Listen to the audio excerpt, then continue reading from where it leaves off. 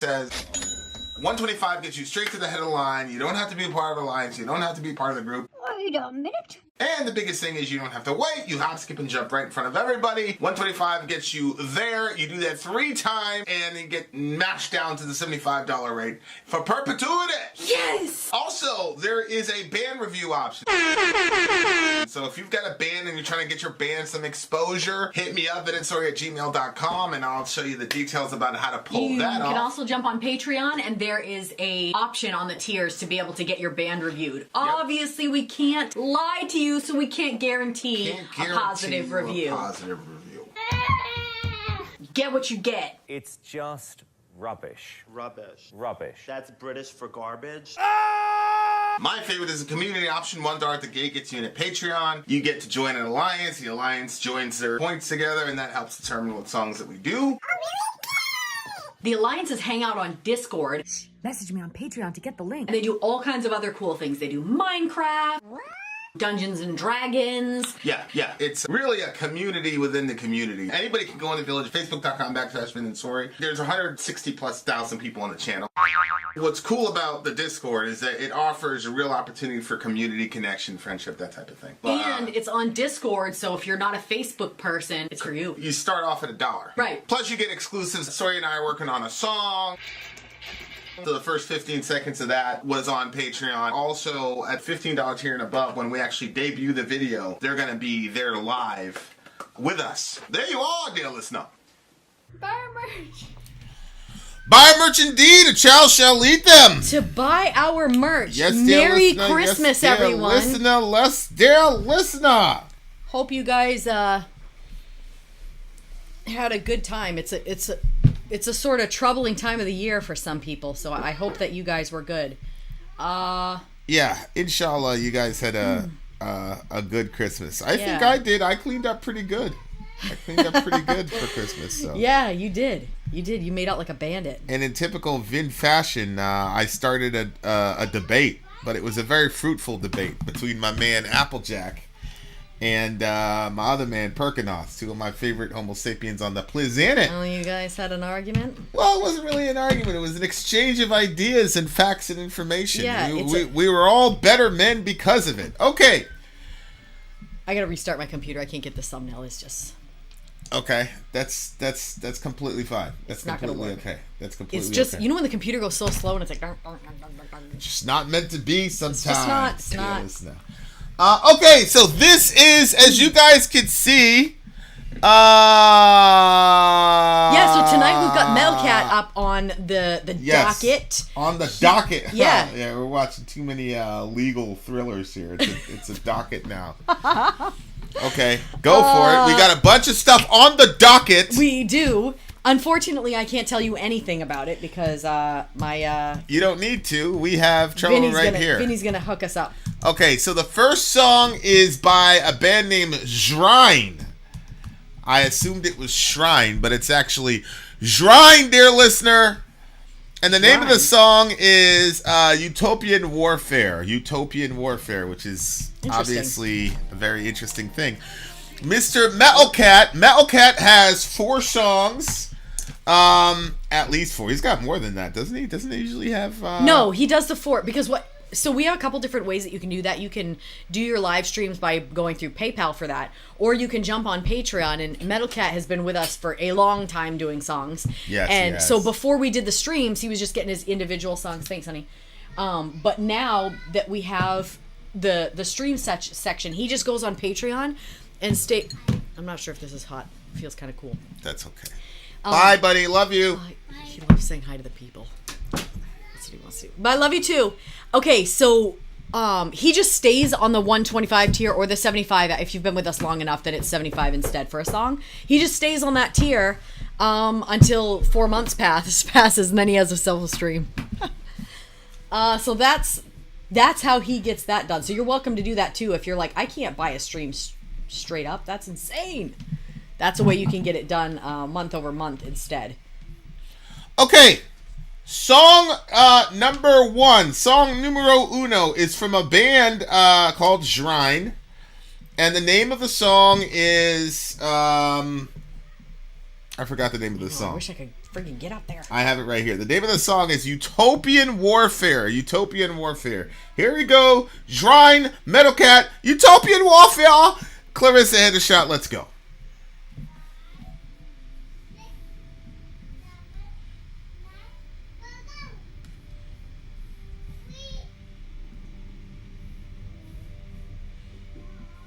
What to say? Where did we go?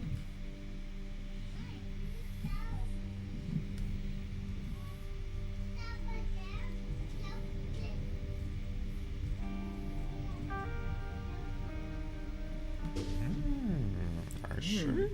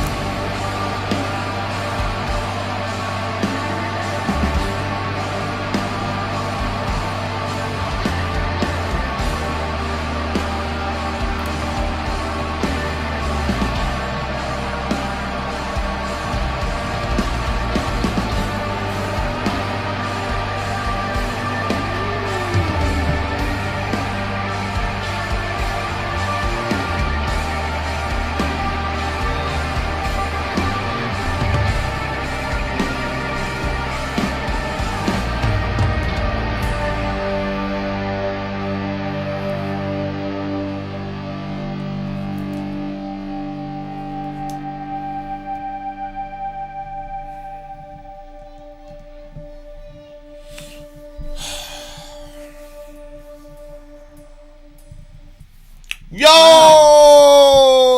Shout out to black metal. Song. Yeah. Shout out to black metal. I don't usually like. You guys know I'm not a giant fan of black metal, but that one it like tricked you because it started out the way that it started out and carried on in such a way that you were like, this is good. There's just nothing that can be said. Really doesn't matter what they do from here on out because this is so good. And then the vocal style started. Not a giant fan of that, but I did think that it mixed well with the beauty of the music, the beauty of the instruments, and then the vocal style coming in and stuff. So yeah, what about you? What did you think? Chaga, you guys. I like band. Well, number one, this kind of band or this kind of song is the reason I love that we do our system the way that we do it. Right. Because this band, they like clearly made a decision. Like, okay, this is what we're gonna do. We're gonna start off like this, and you have to make that investment in a song or in a band to like let it develop that point before it gets to the point. I was thinking about like Blind, like the song Blind, and the build up to that song, like like now it's like at the popular level, like we're not even patient enough to for a song like that to get as mainstream popular as it did now, because we have no patience whatsoever. Like you're on Twitter, it's 120 whatever characters, like TikTok, like it's just we don't have the attention span for it. So bands that like are gonna try to let the thing gestate, obviously a band like Metallica I think can get away with a little bit of a complex or longer kind of intros. Who? But Metallica I think still can, but like I don't know. Yeah, because their fans expect a certain thing from them, so there's this understanding that it's going to go somewhere. But I do think that it's risky for an artist to start out slow like that. I mean, there's a lot of times where, there's sometimes where I'll give music like a good. When we're in the channel, we listen to it start to finish. When I'm by myself, hell no. I start the song, and within 15 seconds, I decide whether or not I'm finishing that song. Yeah, it's funny because my friend, he was like, Korn, why do you keep talking about Korn, blah, blah, blah, blah. I'm like, you wouldn't understand, blah, blah, blah. He's like, try me. And it was Follow the Leader. And the first song. This is back in high school, or is this recent? Yeah, this is the first song on Follow the Leader is It's On, but it starts off with. It's like a lot of feedback, and it's just really cool the way that they did it. So it's one that captures you at the beginning? It's immediate. Like, he basically said, like, if it didn't catch me in the first 15 seconds, like, that was it. Like, I was gonna, and like, this was like. Your own friend? I remember, because I was the only one. I mean, it was the Bronx, New York. I was sitting there rocking a Korn shirt. I'm wearing nail polish. Right. People like, yo, what is going on with this dude? And so he's like, all right, I'll listen to it. You're like, he's like, obviously one of the truest friends I ever had. He's like, all right, I'm gonna listen to it. But I was already preparing for him to like mock it, make fun of it. We didn't have cell phones at the time. We didn't call each other, that type of thing. Mm-hmm. And I just said to him, I remember saying like, yeah, man, I'll let you listen to it. You know what I'm saying? But bring it back. Make sure it's, because by that time I was listening to Issues, because Issues had just come out. So I was like, yeah, whatever. And then he came back. He was like, yo! He's like, yo, this is like the craziest blah. I couldn't believe it. I couldn't believe it. So happy. I was just watching him. I thought he was making fun of me at first. I was like, yeah, just give me it back. He's like, yo, let me hold it for another day. I didn't get to record it, blah, blah, blah. It took me a while, and then I'm like, yo, he's really into that shit. Then he got himself a trench coat. We get the trench coat mafia, whole nine. That's it. That was it. It was like a conversion. It was a religious conversion. Well, I mean, it's fun to have some people that love the same music as you. I mean, that's why people come onto our channel and hang out with us, is because a lot of people 100% metal is their thing, 100%. and it's hard to find a lot of people like maybe locally that are into the scene with you. So, and it was impossible at the time where I was, Bronx, New York. It was just absolutely impossible. And I'm sure that it was even more. I mean, were you the only black jelly bean when you were in that situation? I mean, it must have been pretty rare. Yeah, at that time period. It was just us. It was just us at the time. Yeah. It wasn't. Yeah. It was crazy. Lyrics were a little dark.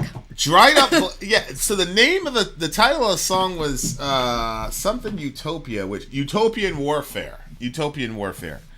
So that was the title of the song, which is kind of like a oxymoron, because like utopia is like the pinnacle of human existence, like the best possible future you can imagine is a utopia. So obviously the concept of warfare in the midst of a utopia is kind of like a it's an oxymoronic thought process, which it's supposed to strike you that way. But if you look at the lyrics, dried up black oceans, endless waves of blood-soaked sand, where all the roots are dead and only death keeps on growing. I know. In the I thought midst that line of a was cancerous like... kingdom, in the mist, a cancerous kingdom spreads its leeches. So, obviously, I'm assuming this is like off of a concept record, maybe the first song on a concept record. Do you see what I'm saying? Mm-hmm. Like it's kind of like a prologue to a story. But if you combine this with the title, Utopian Warfare, it's kind of like you would assume that this once beautiful sort of Edenic type thing was destroyed by, once again, human beings not being able to figure out and get along with each other. Mm-hmm.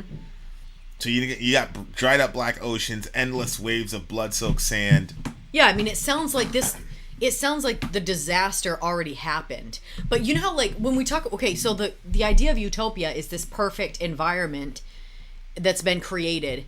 But this is talking about, like, it sounds like it's at the end of something. Well, yeah, it's the end of the utopia. The utopia was destroyed because of the warfare. Because Okay. the name of the title is Utopian Warfare is the title of the song. But then it says, in the midst of a cancerous kingdom... spreads its leeches. Well, so that means there's still something that's still growing. It's a kingdom. Well, it looks like the bad guys won, basically. In the mist, a cancerous kingdom spreads its leeches. Mm-hmm. So it looks like the bad guys won, basically. Yeah, So they exactly. they destroyed the utopia. Yeah. Yeah, that's what I got from it too. Which obviously, if you were the bad guy team on that team, would you know that you're on the bad team? That's a question that's like really, I don't know if Hans is probably too dramatic of a word, but when I listen to like Americans talk, and when I listen to Americans talk about the world or things like that or history, there doesn't seem to be a sense that people 100 years from now would look at the average American citizen in the same way that people now look at the average German citizen in the 30s.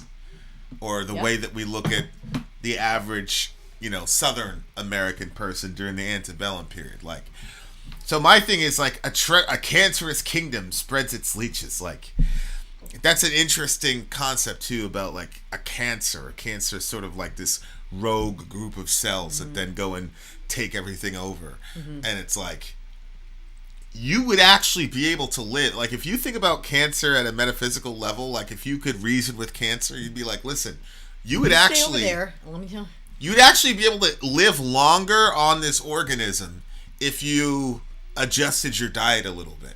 Or if you adjusted your territory, like if you didn't need to take over the entire lung. Oh my gosh, what a weird thought. Yeah, like if you didn't need it, you don't need to take over this entire lung, bro. Like if you just stay right here, you guys will be fine. And you'll actually be able to subsist on this organism for a lot longer. True, but doesn't cancer multiply? Well, it does. In which That's case what I'm saying. Like, stay on the little dot. What I'm saying is, like, if you could reason with that initial group of cells and say, hey, if you guys stay put and just chill here, you'll be okay. But the desire to consume and conquer that lung with more people like itself. This is such a gross conversation. Right?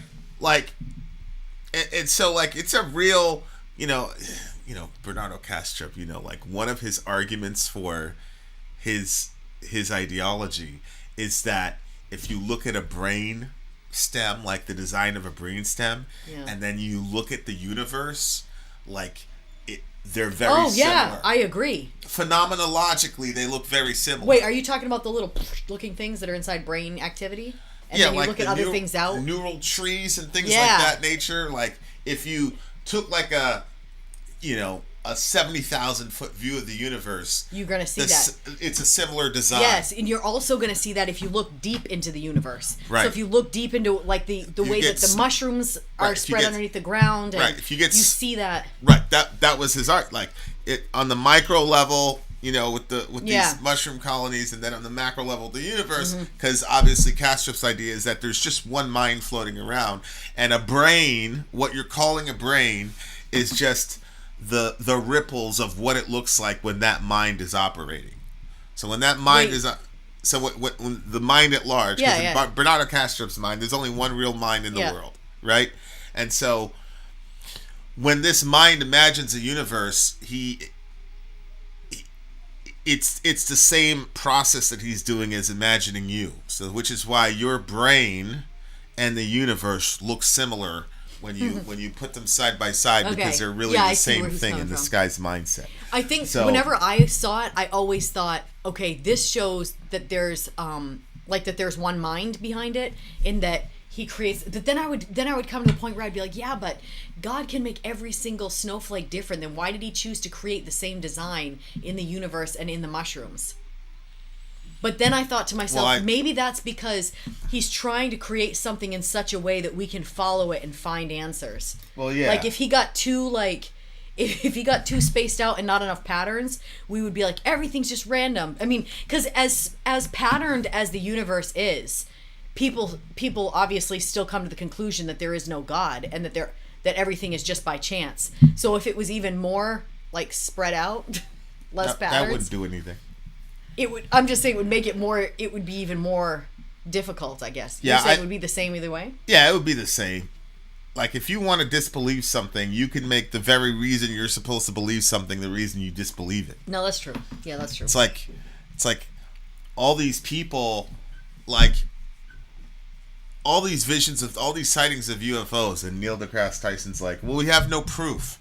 And the guy's like, what are you talking about? We have proof. We've got literally thousands of people saying they have eyewitness testimony of this. And he goes, eyewitness testimony is some of the worst kinds of testimonies ever to validate something. We also have had it recorded. It's like, yeah, but again, that's eyewitness this testimony. Is your thing. You have to interpret what you've seen on a recording. Mm-hmm. He's like, oh, we've seen it. So it gets to the point where it's like, unless he's in the fucking spaceship, he's not going to believe that that's the case. And even if you were in the midst of the spaceship, you can explain that away. So belief in something or not believe in something, all of it is based on what we want to believe to be true or not. It's not really based. People want to act like, oh, I empirically looked at the data. Nah, shut the fuck. You didn't. But like whatever it is here, like you had a utopian existence and then it got ruined by warfare, and the only thing we can look at relative to the warfare aspect of it is that there is a cancerous kingdom spreading its leeches. So obviously, if you have a kingdom, you have a king, and whoever's at the top of that food chain, he or she is a bad person. Like, that's what I've got so far. That's what we got from this chunk of the album. It's really fascinating, though. Like, if you think about the correlation between people who destroy the earth, especially in the context of warfare, in the Abrahamic religions are looked upon as bad people. Mm-hmm. It's an odd thing. If you look at old Judaism, you've got laws where it says you have to protect the trees, and then Yahweh says, what did the trees do to you? Mm. So he basically I don't remember that. Yeah, it's so funny because every single time I bring up that law, I always say that? You always say, I don't remember that. But yeah, it's in the Old Testament, and I always have to look up the passage. You know what? It is in the Old Testament. What did the trees ever do for you? Yeah. You know what I think it is? It so doesn't apply to me, in my opinion. By my own estimation, it doesn't apply to me. But it actually does, because I don't recycle. So, I am wasteful. So it does apply to me. But I've told myself it doesn't apply to me, so I probably don't feel like. Well, that's what I was saying. Like, it was a law. It was a law in Islamic Sharia. Thanks. You put this back in the fridge. I want it to get cold again. See, look. When you besiege a city, when you besiege a city. Hold on, let me get this new thing here.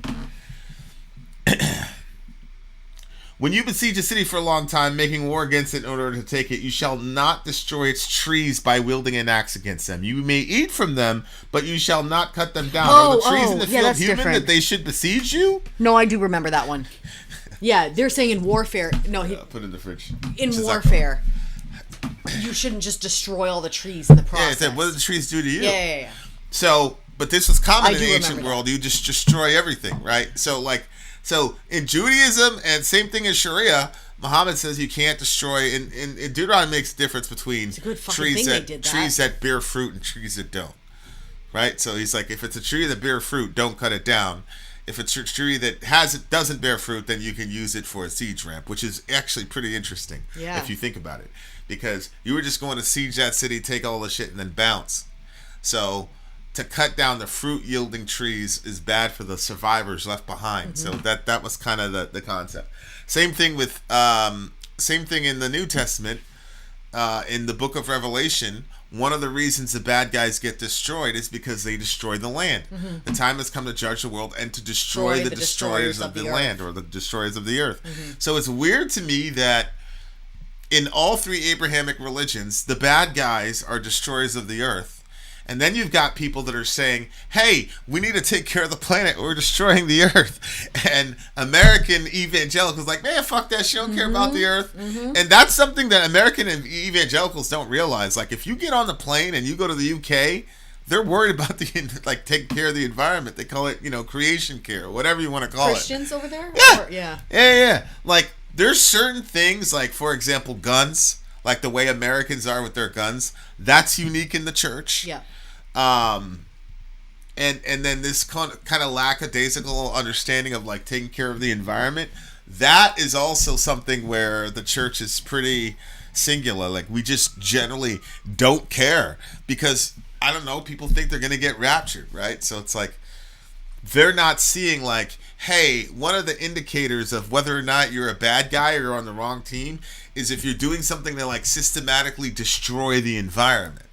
Like, there's a difference between exercising dominion over the environment versus just completely wrecking and destroying it. Oh, for sure, yeah. And so, like, it's mind-boggling to me that it's very popular in evangelical Christianity to just, like, not care about the environment. Mm-hmm. And, warfare is a toxicant in the environment. Like, what warfare does, especially like post-industrial revolution warfare does to the environment, is crazy. But anyway, that's a losing battle, obviously. Between that and the hair bands. Yeah, I guess. What'd you give the song? Ooh, that's a good question. I'm going to give it a 9.1. 9.1. A 9.1. I give this one a solid 9. This song is getting a solid 9. Yeah. I just couldn't separate the way that I felt at the beginning of the song from it, so I had to give it that extra. I see. The day has just begun, dear listener. We're coming back to you with another banger very, very soon after this commercial break. Vin out. Sorry, out. Gone. We shall return. I'm Vin. I'm sorry. If you would like to get your song reviewed, dear listener, there's the Filthy Capitalist option. As Sorry says, 125 gets you straight to the head of the line. You don't have to be a part of the alliance. You don't have to be part of the group. Wait a minute. And the biggest thing is you don't have to wait. You hop, skip, and jump right in front of everybody. 125 gets you there. You do that 3 times, and you get mashed down to the $75 rate for perpetuity. Yes! Also, there is a band review option. So if you've got a band and you're trying to get your band some exposure, hit me up at sorry@gmail.com, and I'll show you the details about how to pull that off. You can also jump on Patreon, and there is a option on the tiers to be able to get your band reviewed. Obviously, we can't lie to you, so we can't guarantee a positive review. Get what you get. It's just rubbish. Rubbish. That's British for garbage. My favorite is the community option. $1 at the gate gets you in at Patreon. You get to join an alliance. The alliance joins their points together, and that helps determine what songs that we do. The alliances hang out on Discord. Message me on Patreon to get the link. And they do all kinds of other cool things. They do Minecraft. Dungeons and Dragons. Yeah. It's really a community within the community. Anybody can go in the village, facebook.com/VinandSori. There's 160,000+ people on the channel. What's cool about the Discord is that it offers a real opportunity for community connection, friendship, that type of thing. And it's on Discord, so if you're not a Facebook person, it's for you. You start off at $1. Right. Plus you get exclusives. Sori and I are working on a song. So the first 15 seconds of that was on Patreon. Also, at $15 tier and above, when we actually debut the video, they're going to be there live with us. There you are, dear listener. Buy our merch. Buy our merch indeed. A child shall lead them. Buy our merch. Yes, dear listener. Yes, dear listener. Yes, dear listener. We have an interesting band for you. Yes, can you pronounce that? Obsequious. I thought it was obsequious. Yeah, that sounds better. Obsequy. So I'm just going to pronounce it as obsequy. I think it's better when you read the band names because it just sounds so much more poetic. Mine always sounds How were you gonna pronounce it? What were you gonna say? I think I said obsequiae. It just doesn't. Obsequiae. It doesn't even sound good. Like. Oh my god. When you read them, even though you're reading it fast, like it comes out sounding poetic. So let's just go with yours, so I don't dishonor the band. Okay. All right. The song is called Autumnal Pyre. Good night. We are doomed. Okay, so apparently MetalCat, well, the last live stream that he did with us was not black metal songs. He was kind of jumping out there. So now, when he sent me the last song, which was at the beginning of the 4 months, he said, "That's it. I'm sticking to black metal for my next stream." So now we're gonna see if you really stuck to your word for 4 months or not. All right, let's go. Here we go. This is I was checking the comment section to see if he commented and gave us any more help as to the title of the band. So I'm just gonna go with Obsequy. Shout out to Perkinos in the house. Guten Nacht, ja Germany. Okay, or it'd be ja Deutschland, or I don't know how you say O in German. Okay. Either way. Salam alaikum. Ja Deutschlandi. It would probably be Deutschlandi in Arabic. Your guess is really. All right. Guess as good as mine. Better than mine. Obsequy. Let's do it. Autumnal Pyre. Obsequy. Or Obsequy.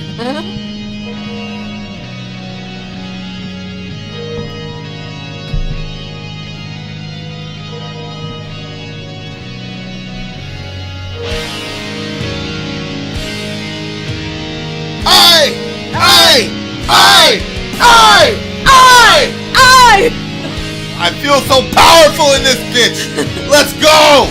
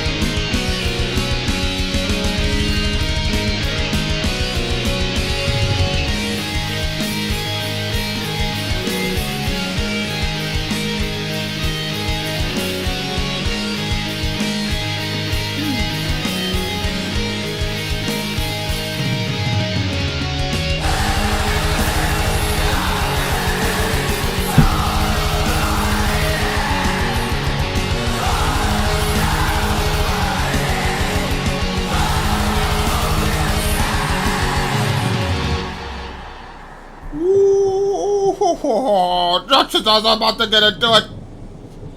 No. Shh. I'm displeased.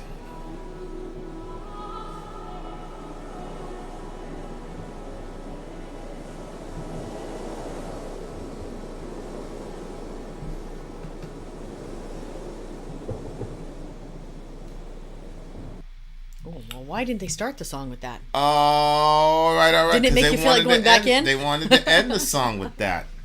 Did it make you feel like going back in? Going back into the song? to the forest. It made me go back into the forest. Yeah. Sure. Sure. When All I right. throw you into the furnace. The furnace. Sure. You just recently had somebody pass away. Michelle, absolutely. All right. From my recollection, of course, Perkinos knows. This band is heavily influenced by medieval and Renaissance music. They have a pretty unique sound, in my opinion. I'd like to see the kind of band that Perkinos would Front. Yeah, and the type of lyrics he would write. Have you written any songs? You know that Perkinos is written. He has to have. Send them our way. I will not believe any other I wish word. you guys could see this. This is literally the best picture of Vinny on my phone. Oh my god! But you can only see his fantastic beard. Look, Nobody cares. That's the only thing that shows up is your beard. Nobody cares. Nobody cares. Luminous groves in twilight, alit by scarlet fire, lustrous and fleeting firmament, caressing autumnal pyre. I just totally ruined that by reading it so choppily like that. Autumnal pyre. Autumnal pyre.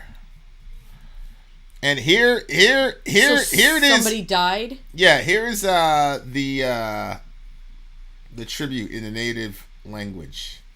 Tears of silver cast. So it says, God natt, Uncle Madin Ciel, Bligedet til Valhalla.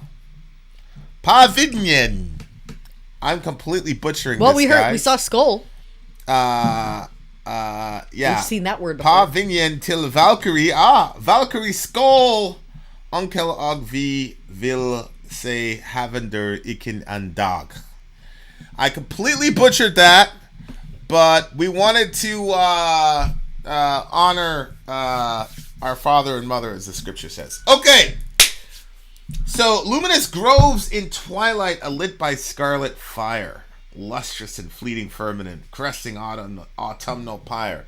These guys are rhyming. These guys American? I would assume they're not. But you know, when you're reading this,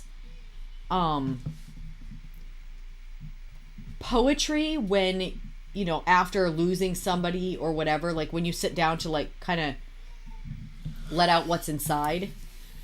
I don't know. I like poetry in that sense. When my uncle was passing away, he had cancer, and we were all it was not a good time. Just watching him like just kind of fade away as a human being was painful to watch, and it was painful to watch everybody else being broken up over it. Because obviously people are going to be broken up over it, but it's sad to see people hurting when you can't help them. But both the person dying and the other people in the room. But anyway, like I remember when we were all sitting in the hospital room, and everybody was just trying to like kind of cope with the situation. Like he was kind of like, you know, there's that person in the family they're kind of like they're like the main person. They're like the one that kind of everybody kind of looks to, and they basically set the culture of not just like a home, but all the families that are connected. And he was that guy. So he was like the main leader, and he was passing away in the bed, or dying, because, you know, so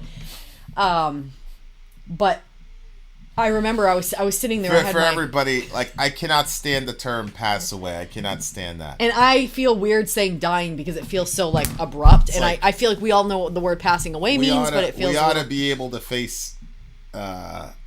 It's like when people say the N word. It's like, come on, man. Like, we're all grown adults here. Do we really have to do that? Mm-hmm. I understand people like pass away, but to me, pass away is horrible. I can't stand that term. But that's why she was being all weird. But I mean, it's not like a weird? law. It's not like a weird? law or something like that. But so anyway, I started writing. I brought my journal with me, and because I knew we were going to be there for a while, and it was such a hard environment. So I started writing in my journal, and I was writing some poetry, and this, I mean, I did not write anywhere near as good as this. I mean, mine was like, you know, Cat in the Hat shit compared to this. But this was really just the way that I don't know, you just kind of felt it. Yeah. It is an interesting thing about Tears of Silver Casket. Sorry. Human beings. Like, on the one hand, death is sort of like, generally speaking, something human beings are universally afraid of, generally speaking, unless they get put in an exigent circumstance where, you know, whatever. But for the most part, human beings are terrified of the concept of death, and will do a lot of things to avoid that kind of eventuality. But it is fascinating to me that we have such elaborate rituals and iconography when it comes to death. You know, like there's I think in Mexico is Dia dos Muertos, where it's like everybody dresses up in skulls and shit. And, and I don't know if that's what it's called, but I've seen that. Pretty sure that's the name of and like where they paint it. We have graveyards where, you know, there's some places you can drive for miles and just see all these like tombstones. So for a group of people who are terrified of death, we kind of centralize. And you know, maybe that's cultural, because you're talking about a pyre here, and what happens, you do the thing, you launch the thing, and you set them on fire, but I'm sure they had some sort of memorial thing that would be the equivalent of a tombstone or something like that. Like, I understand the ritual itself of the funeral, because people want to, you know, have closure or whatever, although there are family members that, you know, that I've lost, that, you know, they left the world and I never went to their funeral, and I don't feel like I have less closure or more closure. Like, I don't feel like I would have had, because the way that person went out, like, and you know how I am, I'm weird when it comes to this stuff, but to me it's like going to the funeral would not have given me any sort of closure, considering the way this person left the earth. So you know, I don't. So it's a very fascinating thing. Like for people that are terrified of death, I mean, there's some theories that everything we do is to distract us from death, including what we're doing right now, including why we make music and art. Like all of it is designed to distract us from the fact that we're going to die. There's some theories that are like that. But then I'm like, yeah, but we sure as hell go out of our way to memorialize the dead, and we go out of our way to remind ourselves that we're going to die. What do you mean? Well, I mean, roller coasters, for example, like all the fear connected with the roller coaster is about staring death in the face and finding some way to overcome it, right? That's why we love roller coasters. So it's like, why do we have tombstones that memorialize the dead? And then you kind of say, okay, like, is it a matter of completely forgetting that because the tombstone was like, oh, this person was here on this planet. So is that desire a more deep desire than the desire to forget that we die or whatever? Or maybe collectively we've given up on the idea that we can distract ourselves from it, so instead we decided to look right. It's just very interesting that we create these very fascinating rituals relative to death.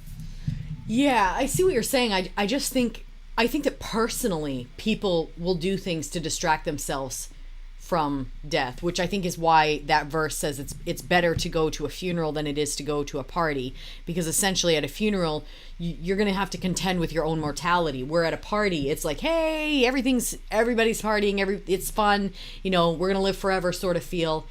But I do think that maybe for ourselves we might do stuff to distract ourselves from the inevitable death that will be our end. But at the same time, I don't think that's why we put tombstones for other people. Could be. I just think that the tombstones for other people is, when you recognize that their life has come to an end and you realize, because we're such physicalists, that we put so much of our value in the person's physical body, that when they die and that body just disintegrates, maybe we feel like there has to be something that lives on, because that person is so valuable. There's no way that it can just, and maybe that's kind of why we do the tombstones. I don't know that it's because, yeah, I don't know. I don't think that I think we do the tombstones for other people and for how we feel about other people. As for ourselves, well, I mean, it's got to be completely for us, right? I mean, most of us don't believe that the other person's going to see their tombstone. No, but you do it in honor of them. Yeah, that's for you, though. You're conscious of your honoring of them. That you don't believe that the tombstone makes it go, oh, this person, in the afterlife now feels honored because there's a tombstone in a random I'm not going to lie. I do feel like, I've always felt like that the person that dies can see what's going on. I do think that if the person is in the next realm, that they would be the tombstone is not as big of a deal as what you're making it. It's not the value of it, what we think it is and what it actually is probably very vastly different. But I guess I just cannot comprehend somebody that's in another dimension experiencing whatever it is they're experiencing and being they put caring about a tombstone. Do I have a random tombstone in a random field somewhere? No, I don't think that it's about the random tombstone. I think that it's what the tombstone communicates. So I think if somebody was what I'm saying is what guy, that tombstone communicates is for the living. It's not for the dead. None of the rituals. But like I said, I've always felt like that the dead can see it. None of the rituals that, and I'm looking at this, maybe it's because I have a biblical assumption, but none of those rituals have any bearing on the dead. Those are for the living. All of our funeral rituals and things like that are for us. It's not for the dead person. None of us are thinking oh, this person on the other side has got to have this block of stone in this random field. Yeah, it's not the coins that they would put on the eyes where they said you need these to cross over. We don't believe that. So that's what I'm saying. All this shit is for the living. So yeah. So what I'm saying is, in honor of the dead before the living. What does that do for us? And then whatever that does for us, it's got to be obviously more powerful than our desire to look away from death. Because although I don't believe that we do everything as a means of distracting us from death, I do definitely believe, though, especially Western people, that we do a lot of things to get away from the fact that we're going to die. I think the obsession with plastic surgery, the worship of youth, I think all those things are there to, distract us from our fear of death. So, like, it's just odd to me that we have all these monuments toward death. I think you're right, because the entire time. The entire world, everybody is going to die, but not every culture does what ours does. Or are you saying specifically that's why you think we do it? Well, that's what I'm saying. Yeah. There's some cultures that handle death a lot They better. do something, But I'm just talking about the general theory of man. It's a very interesting contradiction that on the one hand we do everything we can to avoid death and not even think about it. But at the same time, we have these icons of the dead that we make permanent. That at some points, like, we deify the dead, which is kind of weird. You see it a lot in gang culture. Like, King Von gets an entire mural. If you're really loved it, but like, if you're really loved in the gang culture, they'll name the block after you. Wow. So, like, O Block, where Von comes from, was actually, it was originally called Wick City because it was the Wick Gardens or whatever is what they called it. Then this guy named O.D. Perry got killed, so they named the block O Block after that. That's why it was called O Block. Yeah, that's why in that song he said, "This shit right here turn your name into a hood." That's what Duck was saying. Oh. Because Duck came from Tukaville. That's because Tuka got killed, so they named it Tukaville. Oh my god. So that's what I'm saying is, like, you have all these constant reminders of death that get hardwired into your culture, right? But at the same time, you're scared to death of looking death in the face. But it's one of those things where it's like, I just think that especially the Western mind is completely fascinated by death and terrified at it simultaneously. Mm-hmm. And I think the desire that the tombstone fulfills in the human psychology is that I want to still have some way of being here when I'm gone. Like, we can't imagine the world actually going on without ourselves, and because we're such physicalists, we got to have some sort of physical, the person's still here. It's like, I went to go visit mom. Like, they went to so it's like that thing is a stand-in sort of physicalized way of saying they're still here somehow, because we can't reconcile ourselves to the fact that when we're out of here, we're gone. So we gotta put stuff like, and I'm speaking as a person who's obviously lost significant people, but that's why I remember one time, like, I had just gotten my other job, and me and my ex, we were just laughing around. She didn't know, I said, just throw me in a landfill or something. Like, I don't really care. Like, if if you get some bad call about me or whatever, just chuck me in a landfill. You ain't got to do all that shit. And I was serious about it, and she was like, you know what I'm saying? Like, and to this moment, like, I don't understand it, but. Mm-hmm. You don't? Could you just throw me in a landfill? If you died going to your funeral, going to your funeral and doing all the shit that you have to do that, like, I remember doing it with my mom, and my brother actually had to do a lot of the heavy lifting. So,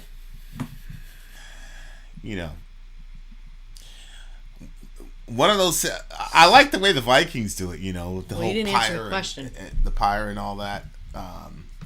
See, because I think that we can say for ourselves, it makes sense to say, why should somebody spend a bunch of money and all that on this funeral, blah, blah, blah, or whatever your reasoning is. Like my aunt, she used to say, look, when I die, just get a flat headstone so nobody has to mow around it. Make it easy for that person. Make it easy for the mower person. And like, I used to think, well, that's a little bit crazy, but at the same time. Well, it's hard for me to answer because I understand how traditional you are with stuff. So. I don't care. So. Yeah, I am very traditional, but in that sense, I would say just whatever helps everybody else with the closure. You know what I'm saying? But what I was thinking was, for me, do I care what somebody does with me? No, I don't. I just wouldn't want to be like, I wouldn't want to be just like out in the street, just like in the elements. Like, do something.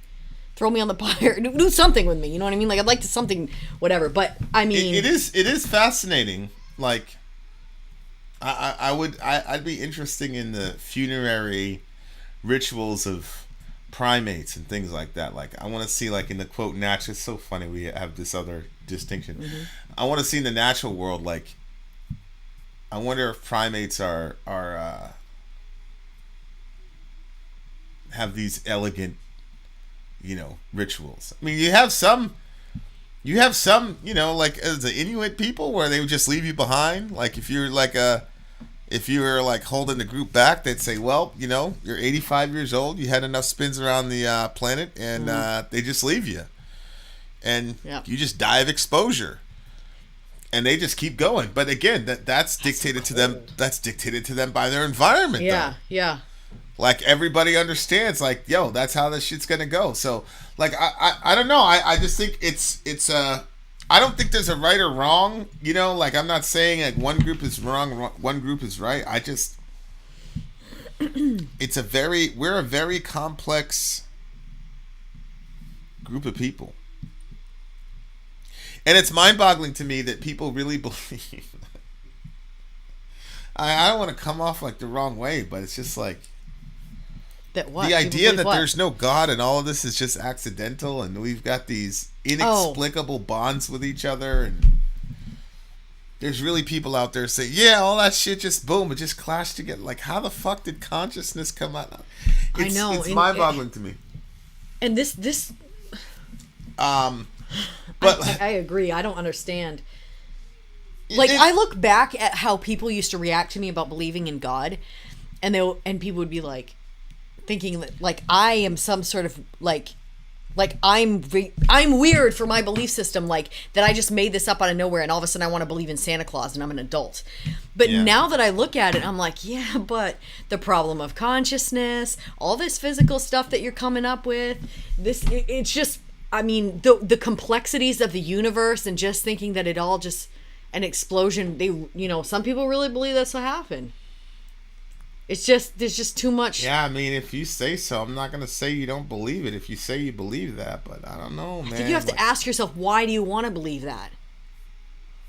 Yeah. There's a whole other set of it, but yeah, I just think like. It is interesting to me that, like, we have to. We saw another one, like, yesterday. One of the guys got killed, and the guy liked him, so he was like, "Take it easy. Like, you have to honor the body because." And it was like, yeah, you have to honor the body, and if I was there, I'd do the same thing. And it's weird. It's like, I've been in this way. It's like, yo, body's right there, and like, dude was here like 5 minutes ago. He's not here anymore. And it's like, everybody, like, people would have, like. If you would have done something to that body in that moment, like, you would have died. Yeah. Like, people would kill you. Like, yeah. immediately. Yeah. And the dude is dead. Mm-hmm. And everybody knew he was dead. But if anybody would have, like, done anything, like, like, you would have joined him. Like, you would have been off the planet. Like, and that's so crazy to me. That's crazy to me. Like, all right, this guy, like, he's out of the fight. Like, he's not concerned anymore. The dead have seen the end of war. But, like, there's still something about, like, it's odd, like, the dead body almost becomes more sacred. Oh, it's because it's what you have left. Than the entire person was in their life. Than the person was in life. Like, that's exactly what happens. If you spit on a person, like, around their friends, like, they might jump you or something like that. They'll beat you up, you know what I'm saying? But if the guy's dead, like, dead, and you spit on a dead person, you might die. And that's so weird to me. Like, how... Oh, I gotta enter into that thought. The final... When things are right, the final state of a person, they're actually more sacred than... Like, I remember one time, like, it's crazy, because in Islam, desecrating the dead, no matter how horrible they are, is haram. And I remember, like, talking to a guy, and this dude was ready to kill, I don't know, about 40, 50 people, including women and children, because they were desecrating his friend's body. Like he would, if they would have greenlit that, he would have absolutely, in his words, killed them all wholesale. And like, I was in the room with this dude. He was dead serious. He would have done that if they would have done that. As a matter of fact, he left a pretty elite group early because he didn't get the green light to go and do that for his friends. Like, he never got over that. Oh, wow. He never got over that. So it's like, it's just odd to me, like, death, our fear of death, all that, while simultaneous to that, like, the irony of, like, the sacred nature of a dead body is at some level infinitely less valuable than a living body, but at the same time infinitely more valuable, as in worthy of honor. It's just very, it is very, weird. very strange. Yeah. And that tells me that we understand that something massively important is going on when you're looking at another human being. You can say what you want. Right. You could say it's influence. You could say it's whatever. You could say it's societal preconditioning. You can believe or disbelieve what you want. But I just think that our funerary rituals and the way that we treat the dead tell all of us knows intuitively there is something completely unique happening with human beings that is not the same for everyone else or every other being. So anyway, it's just fascinating to me. The song's a 9.2 for me. 8.9 for me. And now I'm very curious to know okay, when you said primates, I was like pretty sure. I would be curious to know apes, what. chimps, all I that was shit. pretty Like, sure what that's are their what funeral? What are their funerary What do they do? rituals? I would be curious because I saw this video of I don't know, some type of a gorilla or something, and it had a C-section, and then they put it in its cage, but it didn't know it. But its baby had been separated for a couple days because the mother had complications, and so the baby was like wrapped up in a little blanket. And she came in and she was like sitting there and she just looked so sad and like troubled. And then all of a sudden the little, it wasn't a monkey, I guess a gorilla. Little gorilla's hand went from the blanket. And as soon as the little baby hand came up, she looked and she went over super fast. She picked him up. She pulled that blanket off him. She pulled him in. And then her knees were just going like this. And she was just holding him. I said, she must have been so nervous. Because it definitely looked like nerves, and she was trying to eat once she got that little baby in her arms. Mm-hmm. So I don't know, what do they do when one of their significance passes away? They must do something. They probably don't just go on like regular. I mean, these things can chimps, sign language. When a mother chimp loses her child, she carries around her dead child and grooms them for several days or even longer. That's so sad. Yeah, but again, like, you're anthropomorphizing that. I am. I don't know. They groom, inspect, and protect it. Sometimes allow group members to explore, and rare cases of cannibalism have been reported. They carry it around and groom it for days. No significant difference is observed. Yeah, it's probably like, yo, is this thing working? Like, we're imposing on it. Yeah, but I don't agree with that. Because I saw how my dog reacted to my other dog, and I feel like that a chimp is way smarter than a friggin' dog. Certain groups of primates, such as Japanese makes and howler monkeys, have been witnessed holding vigils for fallen troop members. These can last up to 5 days. I mean, I don't know. It's very, very fascinating. 9.3 for me. 8.9. There you are on that very uplifting note. We have more metal coming right your way. Don't touch that dial. I mean, literally, stay around, please. Then out. Sorry, out. Go. Yeah, that's fascinating. Fascinating stuff, for sure. Remember they used to leave the person in their living room? I don't know. Maybe that's a main thing. That's not a main thing. We shall return. That's in the old movie. I'm Ben. I'm sorry. If you would like to get your song reviewed, dear listener, there's the Filthy Capitalist option. As Sorry says, 125 gets you straight to the head of the line. You don't have to be a part of the alliance. You don't have to be part of the group. Wait a minute. And the biggest thing is you don't have to wait. You hop, skip, and jump right in front of everybody. 125 gets you there. You do that 3 times, and you get mashed down to the $75 rate for perpetuity. Yes! Also, there is a band review option. So if you've got a band and you're trying to get your band some exposure, hit me up at instory@gmail.com, and I'll show you the details about how to pull that off. You can also jump on Patreon, and there is a option on the tiers to be able to get your band reviewed. Obviously, we can't lie to you, so we can't guarantee a positive review. Get what you get. It's just rubbish. Rubbish. Rubbish. That's British for garbage. My favorite is a community option. $1 at the gate gets you in at Patreon. You get to join an alliance. The alliance joins their points together, and that helps determine what songs that we do. The alliances hang out on Discord.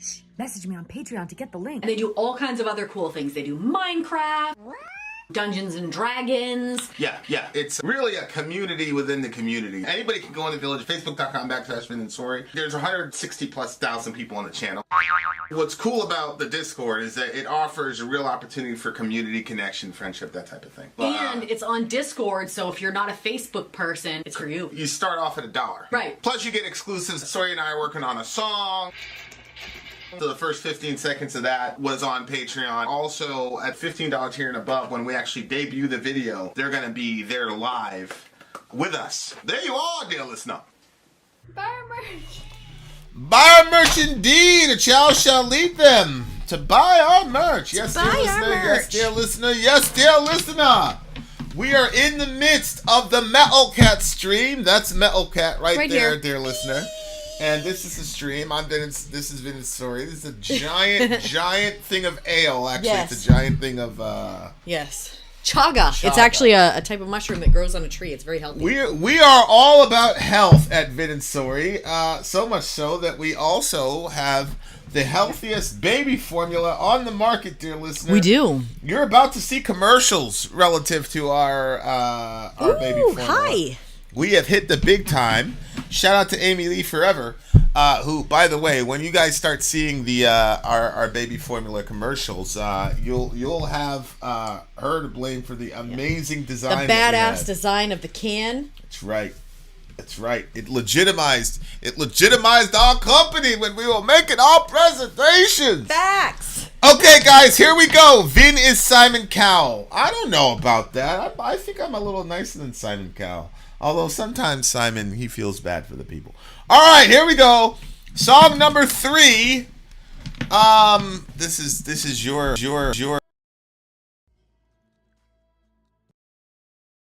Okay. Up next on our MetalCat stream is Varathon song, "The River of My Souls," which is really interesting. I don't know if that was a typo, but it says souls. That could strike up some interesting conversation. I didn't give you credit for the commercial, boss. I gave you credit for the design, the designa. That's how you spell design. We're talking about the design of the can, Amy. Of the can. He's saying in the commercial, the design will be You guys seen. are going to see the what does he say? The most amazing. Okay. All right, guys, here we go. MetalCat, Varathon, "The River of My Souls." Let's go. What are we supposed to say? Let's do this shit. I'm trying to find the lyrics. Stop looking up primates and their funeral rituals and get it up there. No, I have it right. I was looking at what Amy was saying. I want to make a commercial. We'll talk later. I have a good idea for the commercial, but it's a little bit risky. Well, we like risk. But hey, it's baby formula. It's what people put into their most prized possessions. Don't you want to have a little risk? Maybe we could do like a Saul Goodman type. Are you tired of having the regular old baby formula where your kid is hungry and then he stops crying? Are you tired of never going to the hospital at 3 a.m. because he's vomiting uncontrollably? Are you tired of unsafe baby formulas?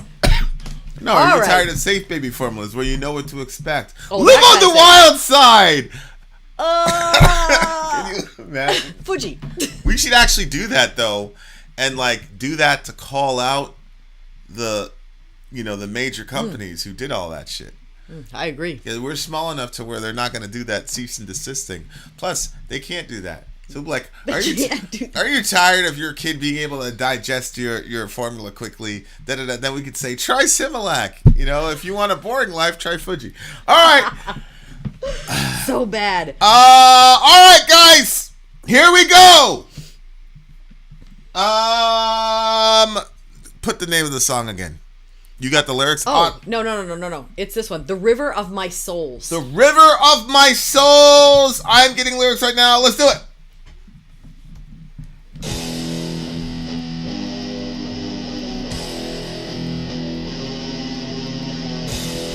Whoa, it sounds old school.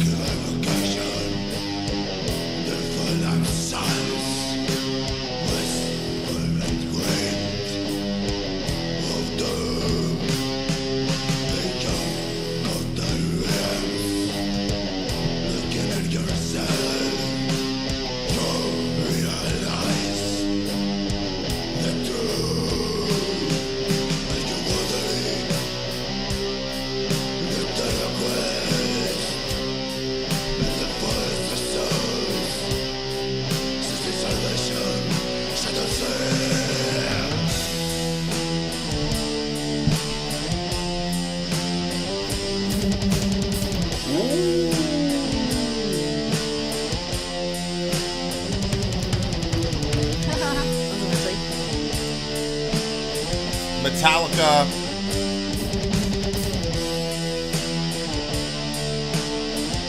Fade to Black. Oh, yeah. Same method. Yeah, I could hear that.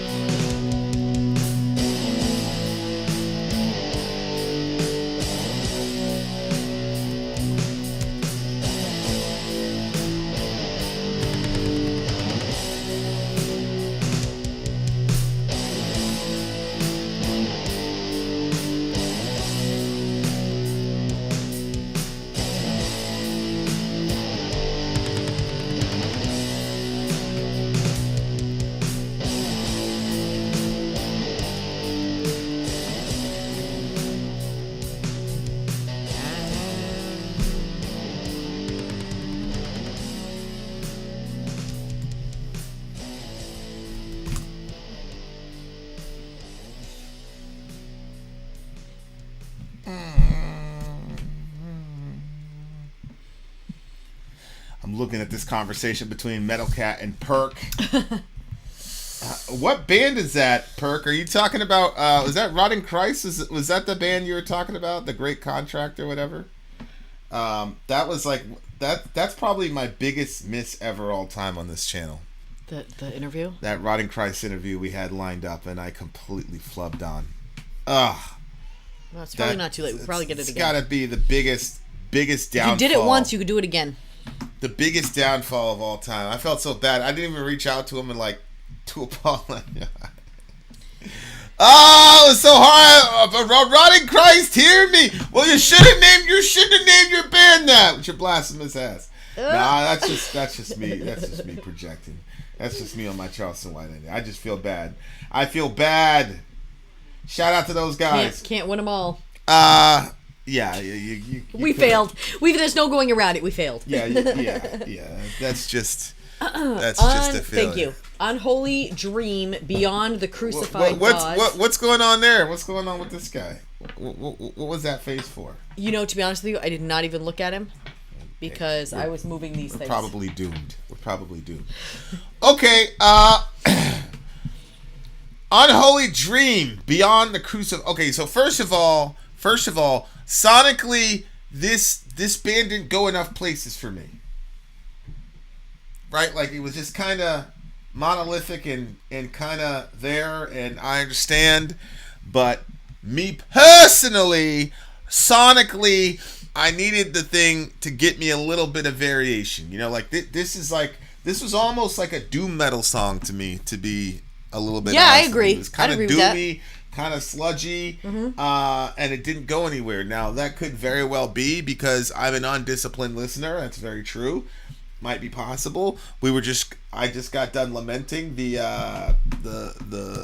sad state of pop music where everything has to come to you immediately. But dear listener, it wasn't going a lot of different places for me. That's all. No, I agree. I had the same experience. It felt like it was just kind of trudging along it just felt, how long was the song? It was a 5-minute song, 5.6 or something like that. Yeah, so it was like an average length of song, but it kind of felt like it was, just kind of going on. And I was like experiencing like the kind of the slow beat of it, but it wasn't something that it didn't capture me in any way. But it captured me lyrically, and vocally I liked what the vocalist was doing as well. I just did? Yeah, I like what the vocalist was doing. Okay, why? What was it about because it? Because I liked what they did with I actually like what they did with the vocal decisions, period, relative to the production on the mix.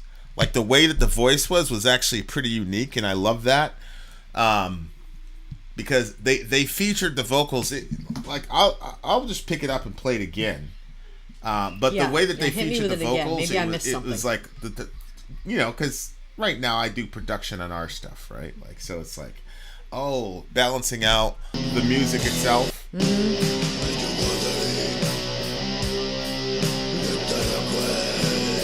Yeah, it was just really, really cool.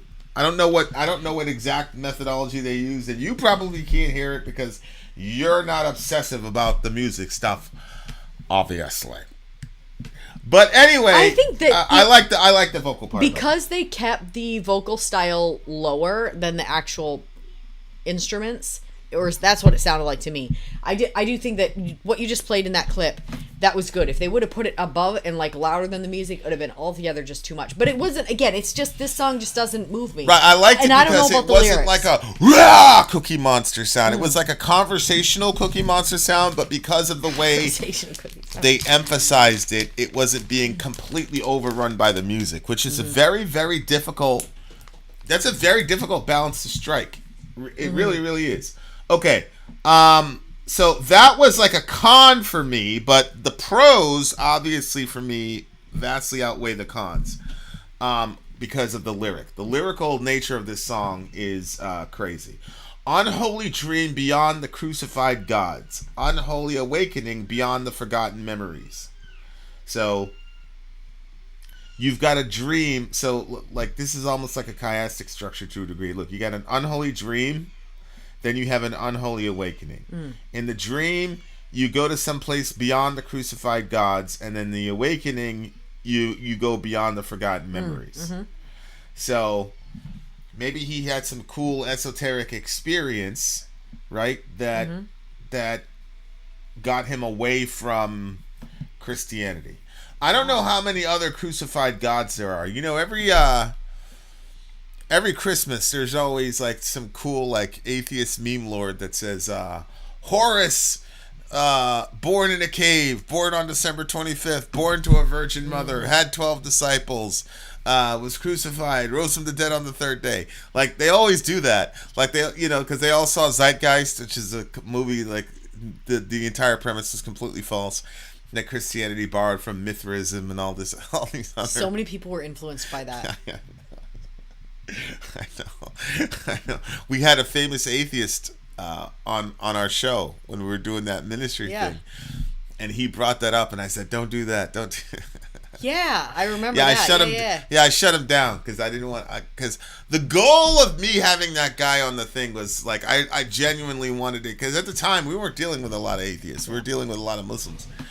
Yeah. But I just didn't want to see, like, where does the worldview come from, blah, blah, blah. And, you know, we had some connections, so we made it happen with a pretty famous guy. When you're in those conversations, you're generally trying to just, like, I see the other dude you avoid some things. Yeah, I avoided it. The other dude wanted me to, like, cut his throat. Like, we got this big, atheist guy here, cut his throat, man, blah, blah, blah. And I'm like, I didn't want to be in that mode. I wanted to hear, he's telling me about like telling his parents at the barbecue and all that shit. I see where he was coming from, and I see where you were coming from. I wanted to know what no, you were on the other guy's side. No, I said I agree with you. You were both mad at me for not like cutting the guy. Oh, you left that open, you left that open, you left that open. He said that dumb shit about Horus and all that. Now it's like, don't do that. Don't. I said, don't say that. I said, don't do that. It's already been debunked. Don't do that. Let's go somewhere else. And he goes, really? I'm like, yeah. He goes, oh, okay. And then he went. Did you guys go back to it after the show was done, or no? I sent him a message, but he played it on his show, no problem. So, but I had sent him a message. I'm like, this is why, yada yada yada. But the ISIS Horus son. Yeah, I was like, whatever causes the biggest scene. So we got that guy on there. Let's do whatever. But it. Yeah, like it's just so, like, when it says the crucified gods, like, there aren't many gods who were crucified. Like so it can only, in my view, it could only be talking about Jesus, because like, if you got crucified, that was the end of your, like, a lot of times you're crucified naked, and obviously it meant that you did not have the power to overcome Roman power. And so there's the Aleximanos relief, it's called, and it's basically this picture of a crucified donkey, and then there's this guy worshiping this crucified donkey, and the title of the artwork is Aleximanos worships his God, which basically, look how stupid these Christians are. How could you worship a crucified person? Like, how could you do that?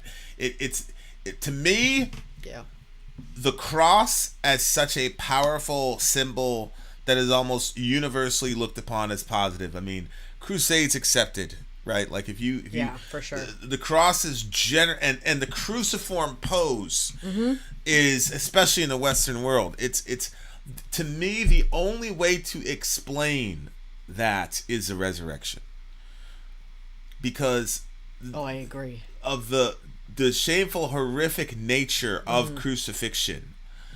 I was watching a History Channel sort of breakdown of crucifixion, where it started in Persia, and a lot of people like what's it, Ruth? What is it? Such a Time as This? No, that's Esther. That's, it says that they put up so and so on a pole.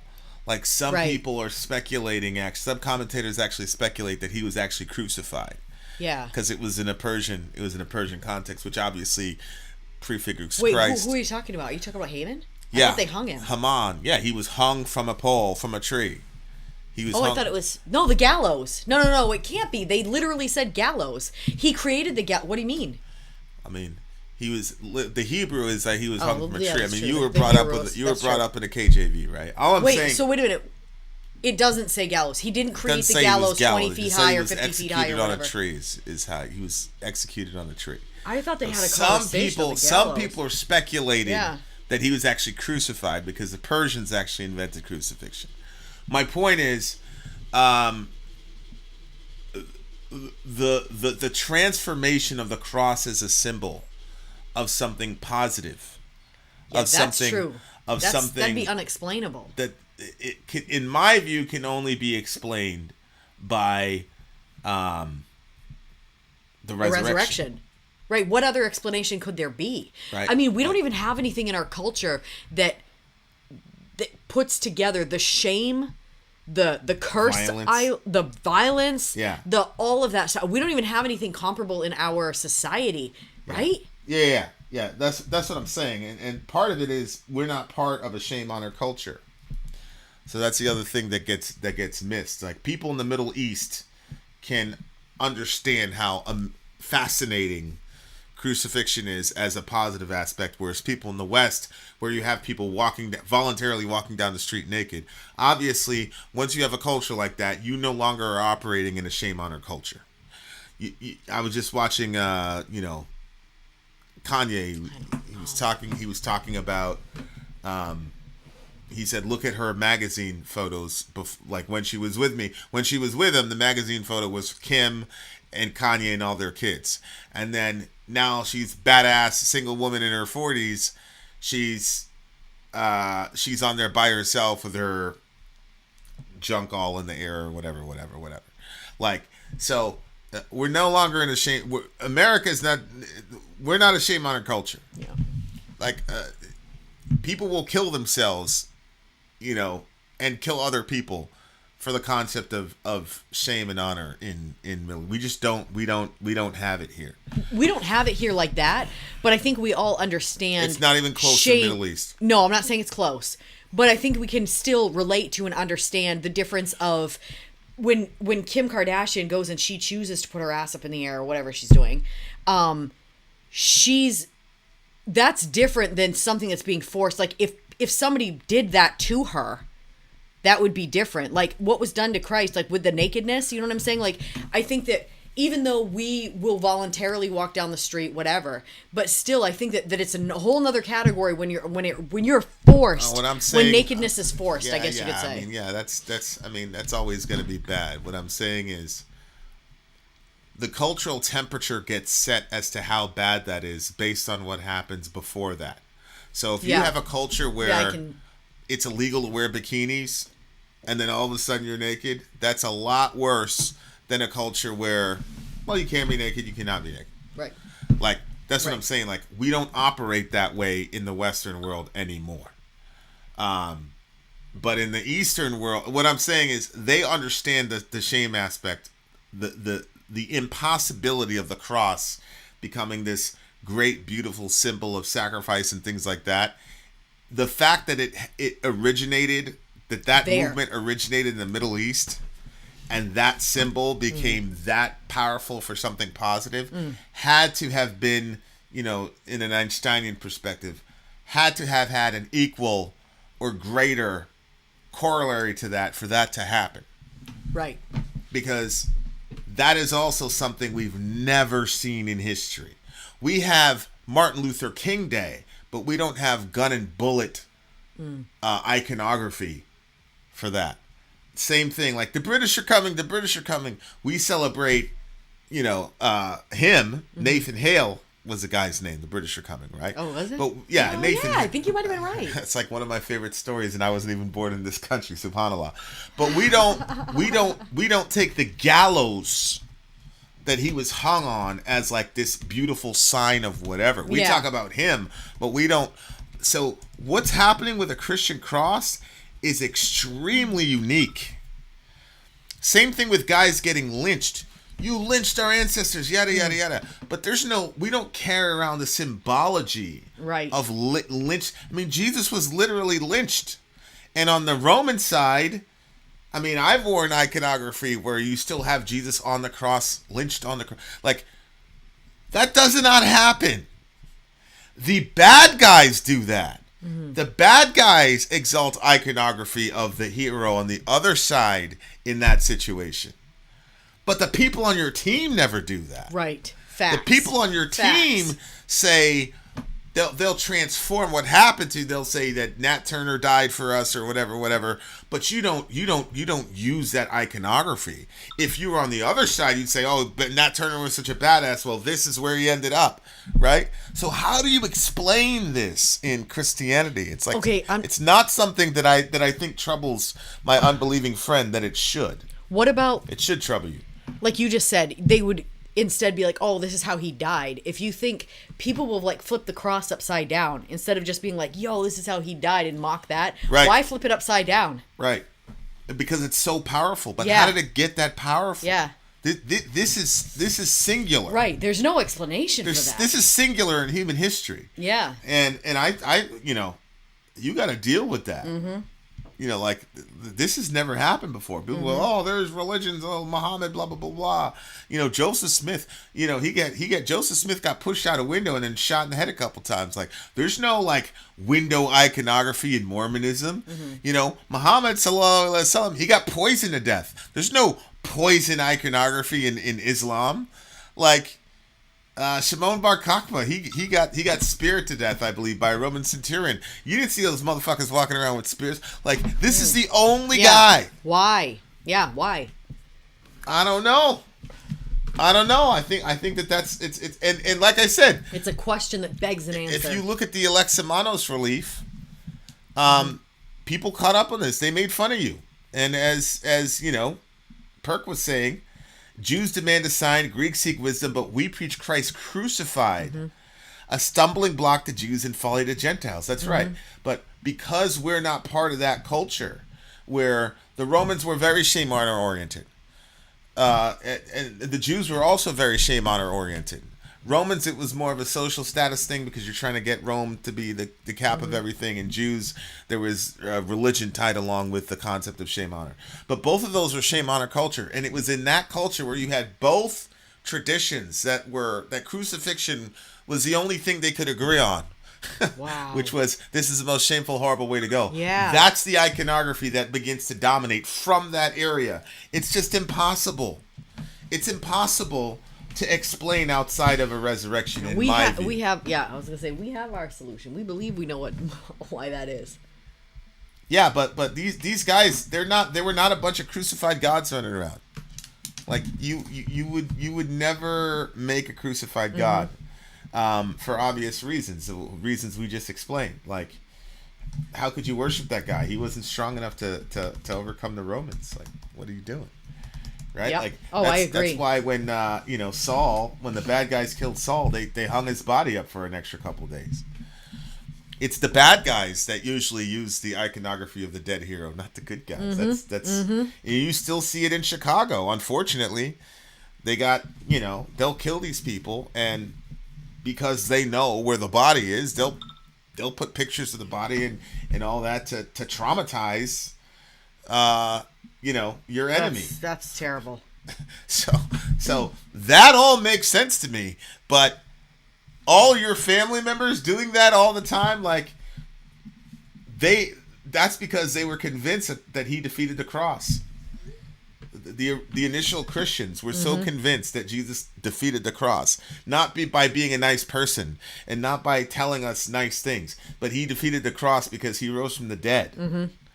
And so the cross, which was supposed to be a mockery, they were now able to use the cross to mock. Even the cross couldn't beat him. To mock death. Yeah, exactly. Yeah, it's like getting shot with your own gun type of thing. It's the death of death and the death of Christ. So that line right there, like, the beyond the crucified gods, I'm like, please find me one. Find me another movement that was based off of a crucified god. Find me a movement that had like 11 adherents. Like, forget about like the thousands of people. Just 11. Just find me that's like the 11 bar of entry. Find me one where people were declaring that a crucified person was like literally the creator of the universe. You get 11 people, then I'll cash in my Christianity card. Wow. Like, just do it.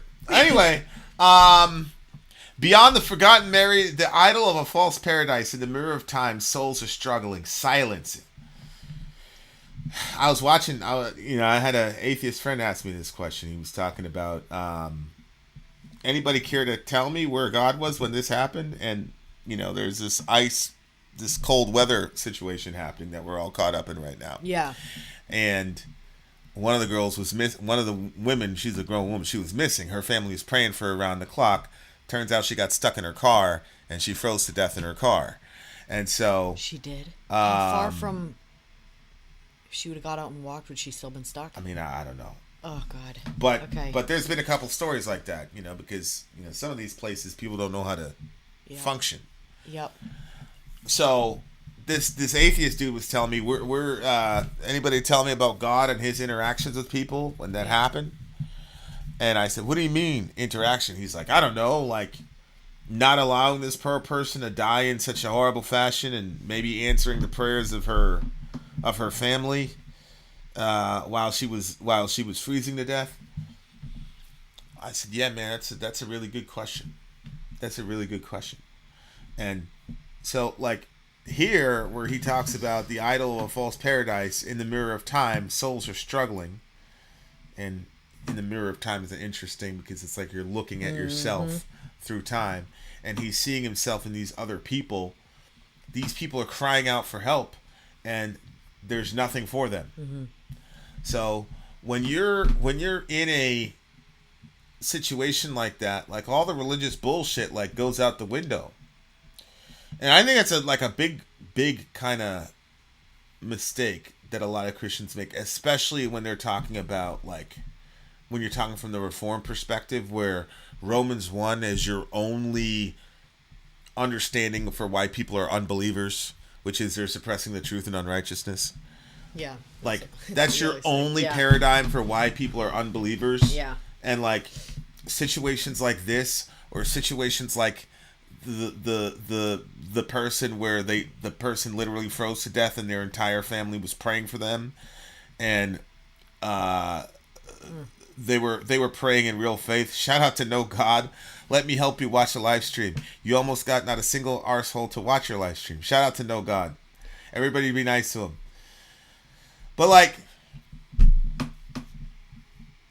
as a Christian, like, if you're not acknowledging that not only have people prayed and not had their prayers answered, like that kid at the Behemoth show, he's talking about his like nephew or something, the sweetest kid of all time. Kid got cancer. They all prayed for him. He died. That was it for him. If you don't acknowledge that those are also reasons for people's disbelief, if you just want to say you don't believe in God because you're suppressing the truth and unrighteousness, like, okay, like, that is a reason people disbelieve in God. But it is not. Not the only reason people disbelieve in God. People disbelieve in God because their kids are missing, and they pray and pray and pray, and they find out that their kid is assaulted in a ditch somewhere. And you're walking around telling everybody that God is all powerful and all knowing. Okay. And they're doing a logical deduction. They're saying God is all powerful, he's all knowing. That means that when that kid was getting kidnapped, terrified, assaulted, all that, God knew it was happening, knew it was going to happen, could have stopped him, didn't stop it. That's what that person is putting together. And if you think that saying, oh, you're just a suppressor of truth and unrighteousness, if you think that see, when you answer a person like that, you're not even giving them that answer for them. You're giving them that answer for you. Mm-hmm. Because you can't contend with the fact that so much evil and suffering in the world, and you're walking around telling everybody that you believe in an all-powerful, all-knowing God, and you haven't found a way to reconcile that obvious contradiction, it seems. So instead of saying, you know what, I don't fucking know, and I'm equally as troubled, you're going to pretend like that doesn't trouble you at all. Gaslight that person and act like there's something wrong with them for saying they have a problem with that. Well, to them, it is impossible to combine the concept of all-knowing, all-powerful, and all-loving in a situation where 5-year-olds get raped and thrown in a ditch. Yeah. So, my My only answer for that, though, is that the answer is in the lyrics itself. Beyond the crucified gods. And that's my answer to why God didn't intervene in the girl getting frozen to death, or why God didn't intervene in the 5-year-old's life. It's because God himself came down and took part in the worst that human suffering had to offer. And I believe that God was fully knowing, fully powerful, and did nothing because he was benevolent. Mm-hmm. Because if Jesus did not endure that, none of us could be saved. And to me, that's the arithmetic. The arithmetic is, no matter how ugly the thing looks, if God is allowing it, it's because he's going to bring about a greater degree of joy than would otherwise not have happened if that didn't happen to that 5-year-old. That God has good designs in the evil that he allows. And I'm holding on to that because, as Jordan Peterson has said about Christ, Christ is what happens when myth and history collide. He's an actual historical being. You have to contend with that. You're not going to find anybody, aside Richard Carrier accepted, Christ mythicism, where this idea he wasn't really here and all that. I'm sorry, but in the main, the most liberal, unbelieving skeptic says about Jesus that he was actually, and that he believed that he was a fulfillment of something. Mm-hmm. You know, some people say he really thought he was the Son of God.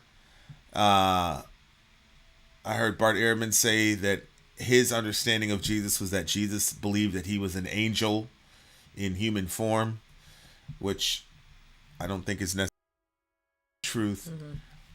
So, but the point is, because we believe in a Trinity, I can simultaneously say God knows what it's like to be abused, all the rest of the things that we've gone through, and to have a righteous case and not be answered. And simultaneous to that, I can also say God knows what it's like for the most important thing in his life to get slowly tortured and killed in front of him and did nothing to stop it. I can say God relates to both of those. And so there's a sense in which I could say God has earned the right to be trusted in that ditch. He's earned that right. In the person of Christ and in the person of the Father, God has earned that right for me to trust in his goodness in spite of what I'm seeing, because he actually collided with history and found a way to transform that cross, again, which is shameful, horrible, terrible, and most of us, 99.99% of us, do not know what that thing actually means. Right. Because it's been so transformed that rappers now, you have to, as a ritual, get a gold-plated cross. That's how transformed he has changed. That instrument that of death and torture has now been transformed into something else. And it's the same way. That kid in that ditch is going to be transformed into something else, so that in 10,000 years, the glory in that kid that is directly connected to how he left this initial phase of the world, it'll be unrecognizable. In the same way where I'm telling you, the cross is a really ugly, terrible symbol. Most Western people have no idea because they're just used to the glory of the cross. Wow. So when I see that kid in the ditch, I'm like, God's going to bring some glory in there. Because look, Jesus was one of thousands of Jewish people that were executed. He was one of thousands. There was one Jesus movie that we saw that was absolutely horrible. It's terrible the way they did it. But they did a really good job because they showed this giant ditch like 5 feet away from where the crosses were. And they were just taking people and chucking them in these ditches. And it was like, yeah, that's what it was like. And that was the value of Christ to pretty much everybody around him aside from Joseph of Arimathea. And so from the human perspective, what a fucking waste that was. That's the last thing you would have thought to put that dude on a cross. So if I can look at the cross and say, yeah, you flipped that. And again, that's something in human history that's undeniable. Mm-hmm. It is just a fact in Western culture. The powerful iconography of the cross is all glory now, and none of the pain and whatever that an original person would have looked at and thought of it as. Okay? So that's what I believe about the 5-year-old. And that's what I believe about the woman stuck in the car, among other things.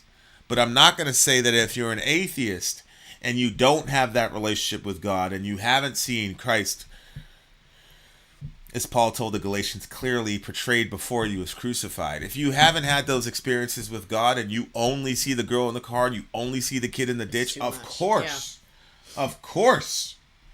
in order to maintain your sanity, you should be an unbeliever. Say it that way, but this whole thing where we're just going to create like simple answers and say, oh, the guy's an unbeliever because something's wrong with him. Mm-hmm. No, he's an unbeliever because something's wrong with the story. Yeah.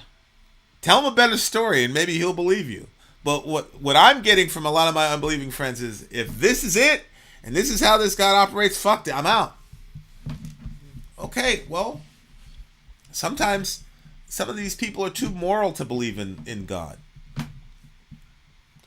Because some of y'all, you have you got a little Bible study prepped answer that your unbelieving friend is just supposed to accept, but you haven't thought. See, that's the thing, is a lot of these unbelievers have thought very deeply about these issues.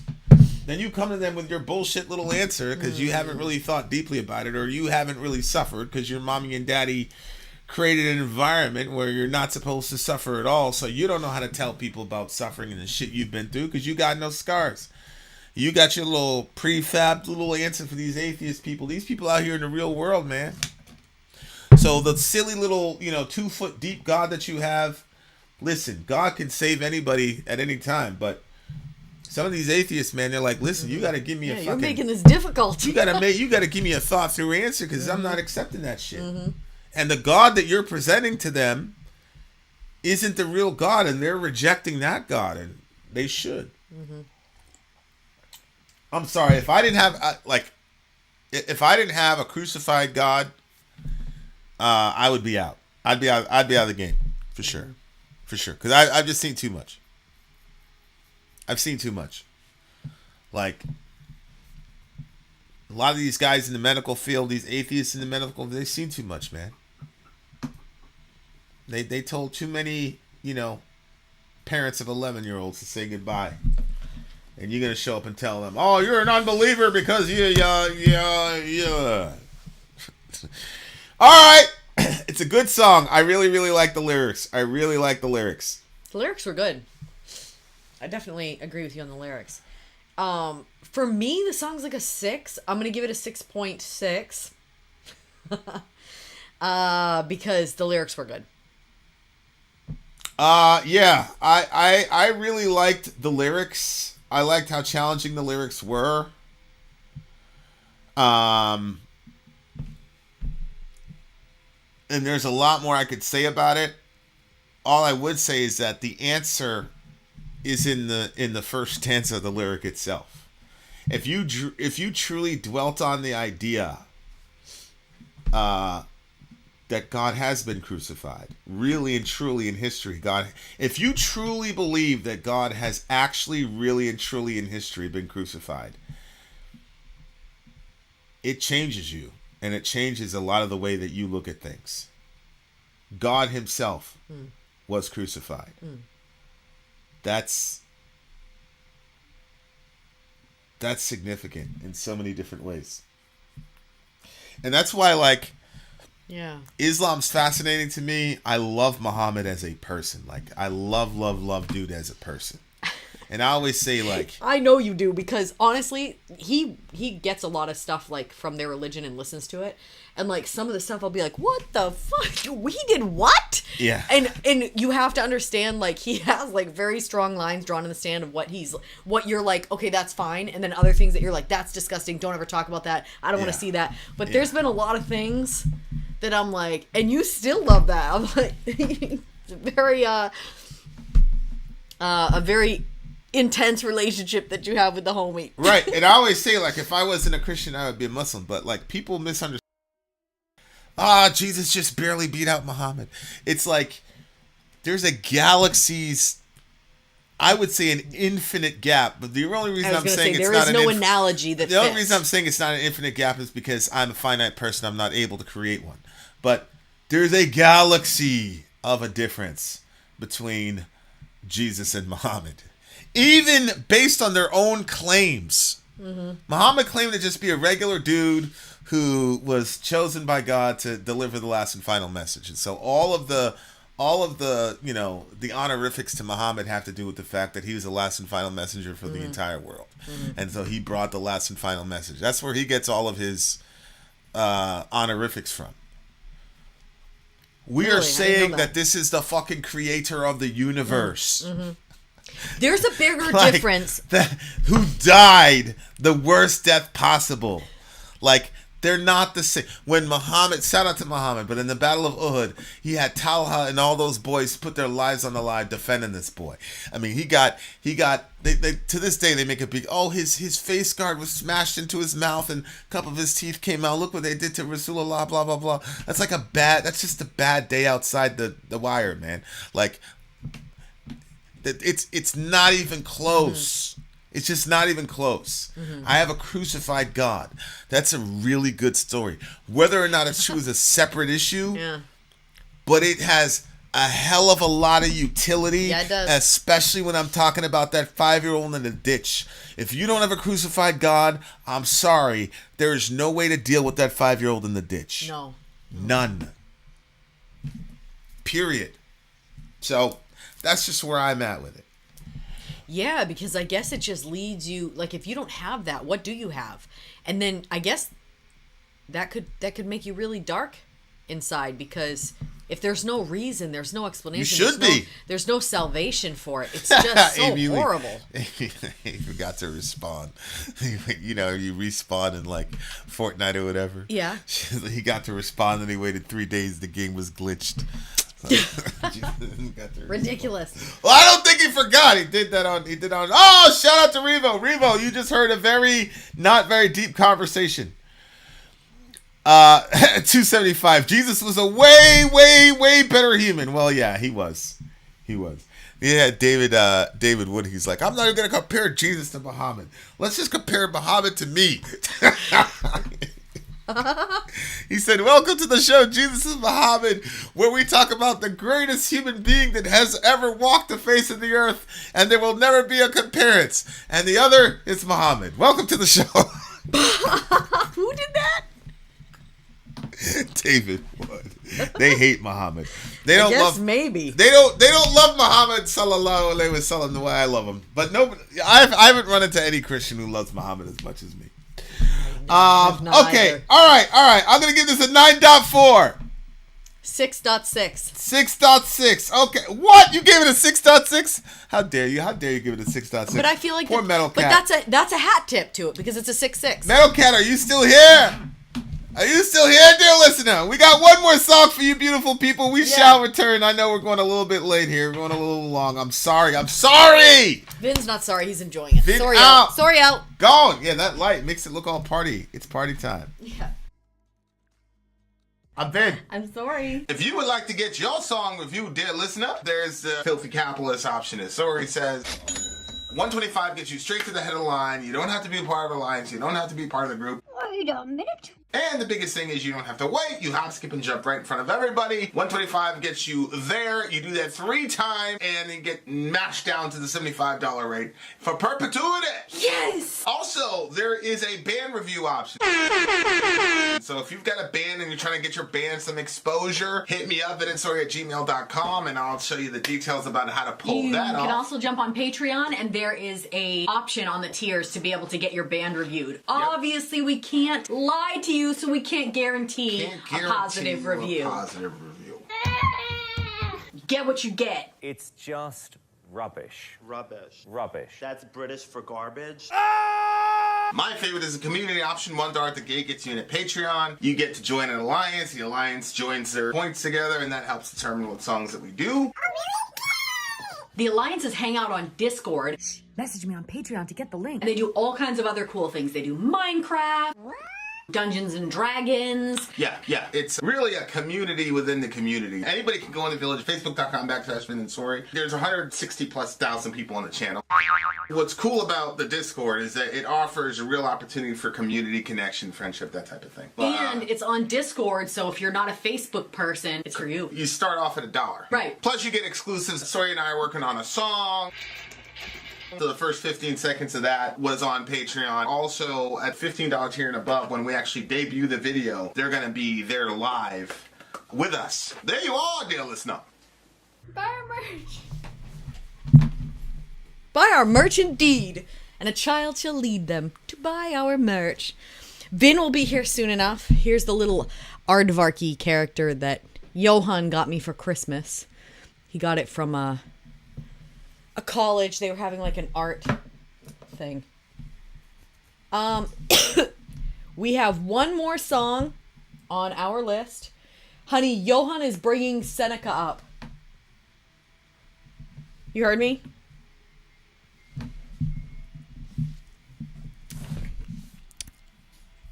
All right. Was Bach's score ever beat while I was AWOL? Nope, it never was. But I have brought it up in a couple of reviews. I brought it up with the kids too as an example. I was like, look, Bach is objectively good. I think it's trash because of how it hits me emotionally. Because I can't remember. I was talking something through with them. Babe, are you ready? Christmas was pretty good. We had one year we missed it. We didn't get to put up our tree. But this year we got our tree up. We got our decorations up. The kids all bought gifts for each other. It was really cute. We actually have a couple gifts from the village here. Beautiful. What's beautiful? Those lights. The studio. Yeah. Looks very nice. Oh. Fucker. Why don't we just throw all those away? All we do is step on those things. It's chess pieces. We used to have that chessboard set up back here, and like our terrible children, the babies, the small ones, like Don't have in any. here. Don't in have any. no, they're wonderful. Don't have any. Oh, my back. Okay, ready? All right. What did you tell them? Ready. What'd you tell the people? Back in the day we were too low. Oh, I'm sure that the behemoth scores from back in the day. I don't think they were. I think next year I'm going to go back to the first year scoring methodology. You had different scoring methodologies? Oh yeah. Look, we're giving people sevens, all types of shit. People are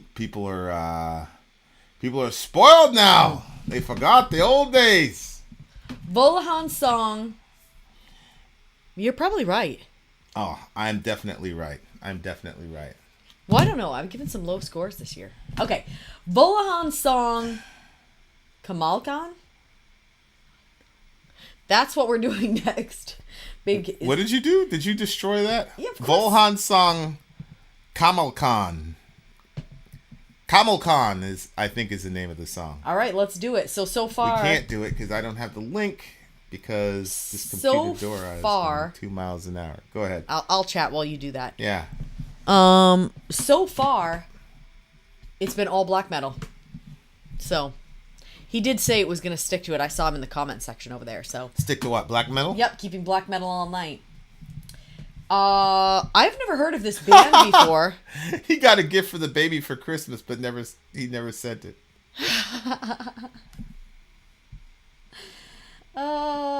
Sounds like something I would do.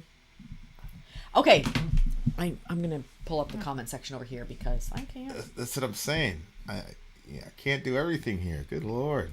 Just having this conversation with Dorian. So sorry. You don't look sorry. Oh, Rainbow Friends. He went right to the edge with this joint too. 10 minutes and 41 seconds. What was it like? We don't. There's a certain cutoff, dear listener. It is. You're not supposed to go over 10 minutes. We're not going to listen to a 19-minute song. Like, we'll listen to it, but that's 2 songs, baby. But I'm sure that MetalCat told me that it was over 10 minutes. MetalCat is different. Yeah, he must have told me, and I See, must that's have the thing. told him Everybody that knows, because it's MetalCat, it's good. We're not gonna nickel it. We're not gonna nickel him down. Although there was one time where that dude played you. It was like a 25-minute song. No. there was like 3 songs in that list that were never bought. Yeah, yeah, he played you. He did. He played me so hard. I'm not gonna mention who it was. See, No, my thing is like when you get played in business, like for me, if a person like finds a very elegant way to G you, like I never get mad at the person that does it. That you tip your hat to them. I tip my hat to him. I'm like, oh, okay, this guy got us. He got us good. Good for them. You're like that with the kids too. Yeah. Like if they find a good little plot, because that's how. Remember, God was with the. I knew it. Yeah, the manager. With the dishonest manager. Yeah, You know, like that's literally what I think of anytime it's happening. I'm like, yep. I'm pretty sure it's based off of a true story. Jesus sure. sit there and watch like, I want this nigga. Okay, we'll make him successful. There he is. All right, well, it's probably Jonah's cousin or somebody. You know Nobody what I think knows. It's like, you know that nobody would knows what we're talking I know. about. Right you know now. that verse in Timothy where it basically says like that.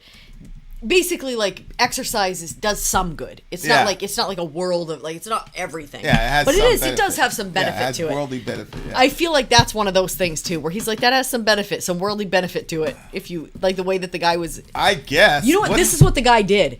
The guy, he was bad. He was going to get fired. He knew he was going to get fired. And so he went and he took his boss's logbook because he was the guy that would erase everybody. Like when people paid off their debts, he would say, yeah, they paid off your debts. He'd say that to the boss. So this guy, he starts calling in all these people that owe his boss like a bunch of debts. And he like cut that one in half, cut that one by 40%. He cuts all these because he knows when the boss fires him, he'll have friends around. That's what he did. Yeah, I can't find lyrics for this band, so I'm getting a little bit upset here. We already have the download. If we can't find MetalCat, can you send us the lyrics? Quetzalcoatl. He might know exactly where to find them. Yeah, they're not an English band either, so that might be some of the problem. Mm-hmm. It might be some of the problem. But yeah, I can't find. Shoot. Okay. Well, Perk, if we use your breakdown of the. I've been rating that wrong. He said he's going to send you the lyrics. So just go to my email. Okay. My secret one. Okay. What did Perkinaw say? Okay, so he what did says Perk say I was doing wrong? My rating system is usually something like 0 to 3 is bad, 4 to 5 is mediocre to average, 6 to 7 is above average, 8 to 9 is great, and 10 is a masterpiece. If that's the rating system, I've made some mistakes in my day. You failed me for the last time. But I see while you're downloading that, I'll be Yeah, she'll be back. I'll be Okay, back. so I'm waiting on these lyrics. You guys know how we get down. In order to give the thing the proper treatment, you have got to have the lyrics, dear listener. I'm sorry, but that's just the way shit goes. Okay, we got to have the lyrics. So sit tight. The lyrics are on the way. They're coming in an inbox. You could complain about 19 minutes. You complained about a 3.40 minute song. Never happy. What was that? The Goo Goo Tube song got a 3.5. Poor Dwayne was in the house. Quetzalcoatl is the name of my favorite girlfriend in Final Fantasy VIII. Really? All right, MetalCat sent it, so let me jump into this email here. That's Soraya's email. What's the code? Let's see. Soraya123. Easy code. I'm sorry. What happened to the? It wasn't in the qadr of Allah. You know, we just got done talking about human suffering, things of that nature. Like, you got to learn how to suffer. Where's this email? I am learning. Yeah, Habibi. Where's this email? You didn't. Okay. Excuse so me. we can't find the lyrics for this song. Wait, here, if he said he sent it, let me open the email. Well, I believe. GF. What? Not girlfriend? Oh, GF stands for Guardian Force. He is a Thunder. Oh, okay.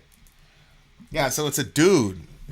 Don't worry about it. You don't know what I'm talking about. Okay, so it's there. Here we go. Who is Gordon Ryan? Just send me that link. Yeah, Rasul. It's the yeah, I will. Yeah, I have no idea who Metal Archives. Gordon Ryan is. Yeah, Habibi. Who is Gordon Ryan? Let me check here. Gordon Ryan, the martial artist. Oh boy, he said something about suicide. I bet you anything it's bad. He looks like one of these, man people. like Kevin Samuels or whatever. Oh, man, people. I'm an alpha male, blah, blah, blah. Yeah. All right, we have found the lyrics, thank God. Oh, did you send that to me in a link? Yep. You have the link. Hold on. I'm going to make sure I have the link before I do the song. The name of the song is Kamal Khan. It's right there. You just click that. He's the thing. best no-gi jiu-jitsu guy of all Number time. one, show lyrics. Kamal Khan. Show lyrics. Are they English? Yes. Soaring ancestral might. Basically English. What do you mean, basically? It's literally all, except for that word, Kamal Khan. Oh, the last line. Tekpan something. What are you talking about? Just talk to the people. The please. last line is not in English. Can you just talk to the people? There's lots of lines in here that aren't English. Good Lord. Are we looking at the same lyric? It doesn't matter. Just do your thing. I'm going to talk to the people. I am. Talk to the people. Oh, okay. What about a negative 50? Yeah. Amy, negative 50 means you hurt my heart. That was you. Didn't you give that to like Bach or something? That's what I like did that? because it was so painful for me I emotionally. remember you saying that. I was like, she ain't gonna do that. She ain't gonna do that. And you like really gave it a negative 50. It's like I did. It was literally like one of the best songs I've ever heard in my life. To be honest, I with would you. break any CD that was playing that. Okay. No, I'm going to give it a re-listen. I'm doing some internal work, changing some mindsets that I have and have had for a long time. So who knows? Maybe that'll make some adjustments. Maybe I doubt it. I think Bach will still make me feel depressed, but I don't know. But I'll give it another go when I'll let you know when the time is right. I'll do it again. Okay. All right. Can we That's get to true. Can we get to this? Go ahead. Are you ready? No, go ahead. Go ahead. Well, What were you saying? You complain about 19 minutes and you complained about 3.4 minute songs. Never happy. Oh, okay. Okay. Let's All right, go. guys. Here we go. Finally, after popular demand, Kamal Khan by the band Volhan. Let's do it. Let's do it. Let's go, baby.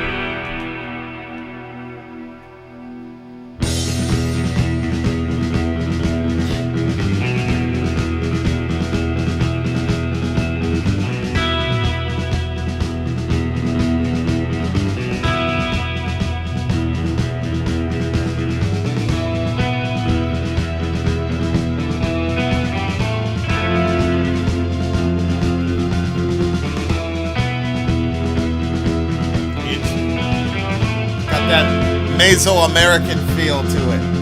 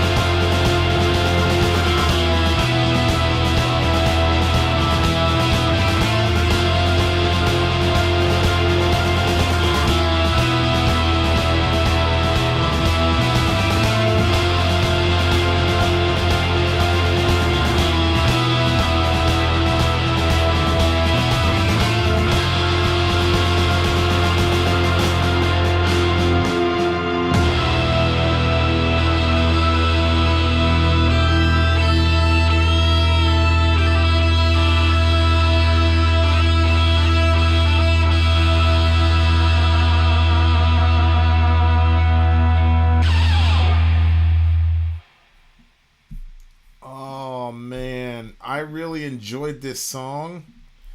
And what category? I mean, I am... changed.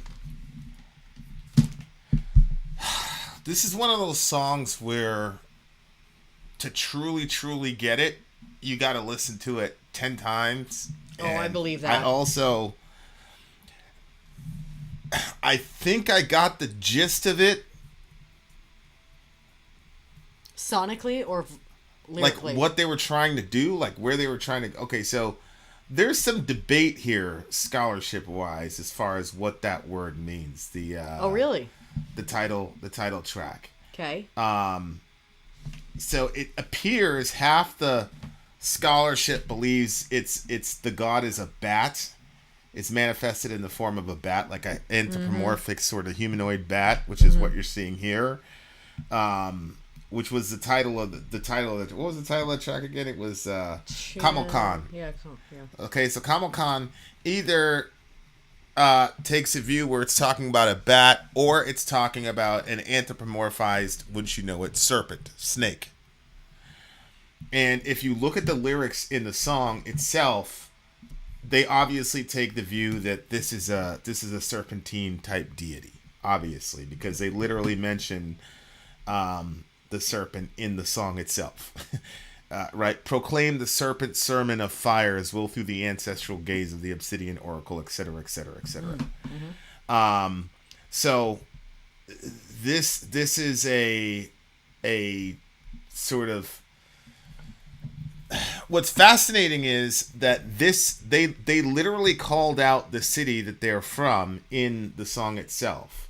Oh, they did? They said, here it is right here. I think it's like toward the end of it. I'm so fascinated by this band. It's so interesting. Tekpon, you see right there where it says Yeah. Guatemalalean or whatever. That's how you say Guatemalan in their language. Oh. So Tekpon is a city in Guatemala. He basically saying into the cosmic fire of the spirit of Tekman, Guatemala. Basically. Oh, wow. Okay. And so to me, I think this is about them trying to hold on to their heritage. You'll notice he says barbaric pagan honor.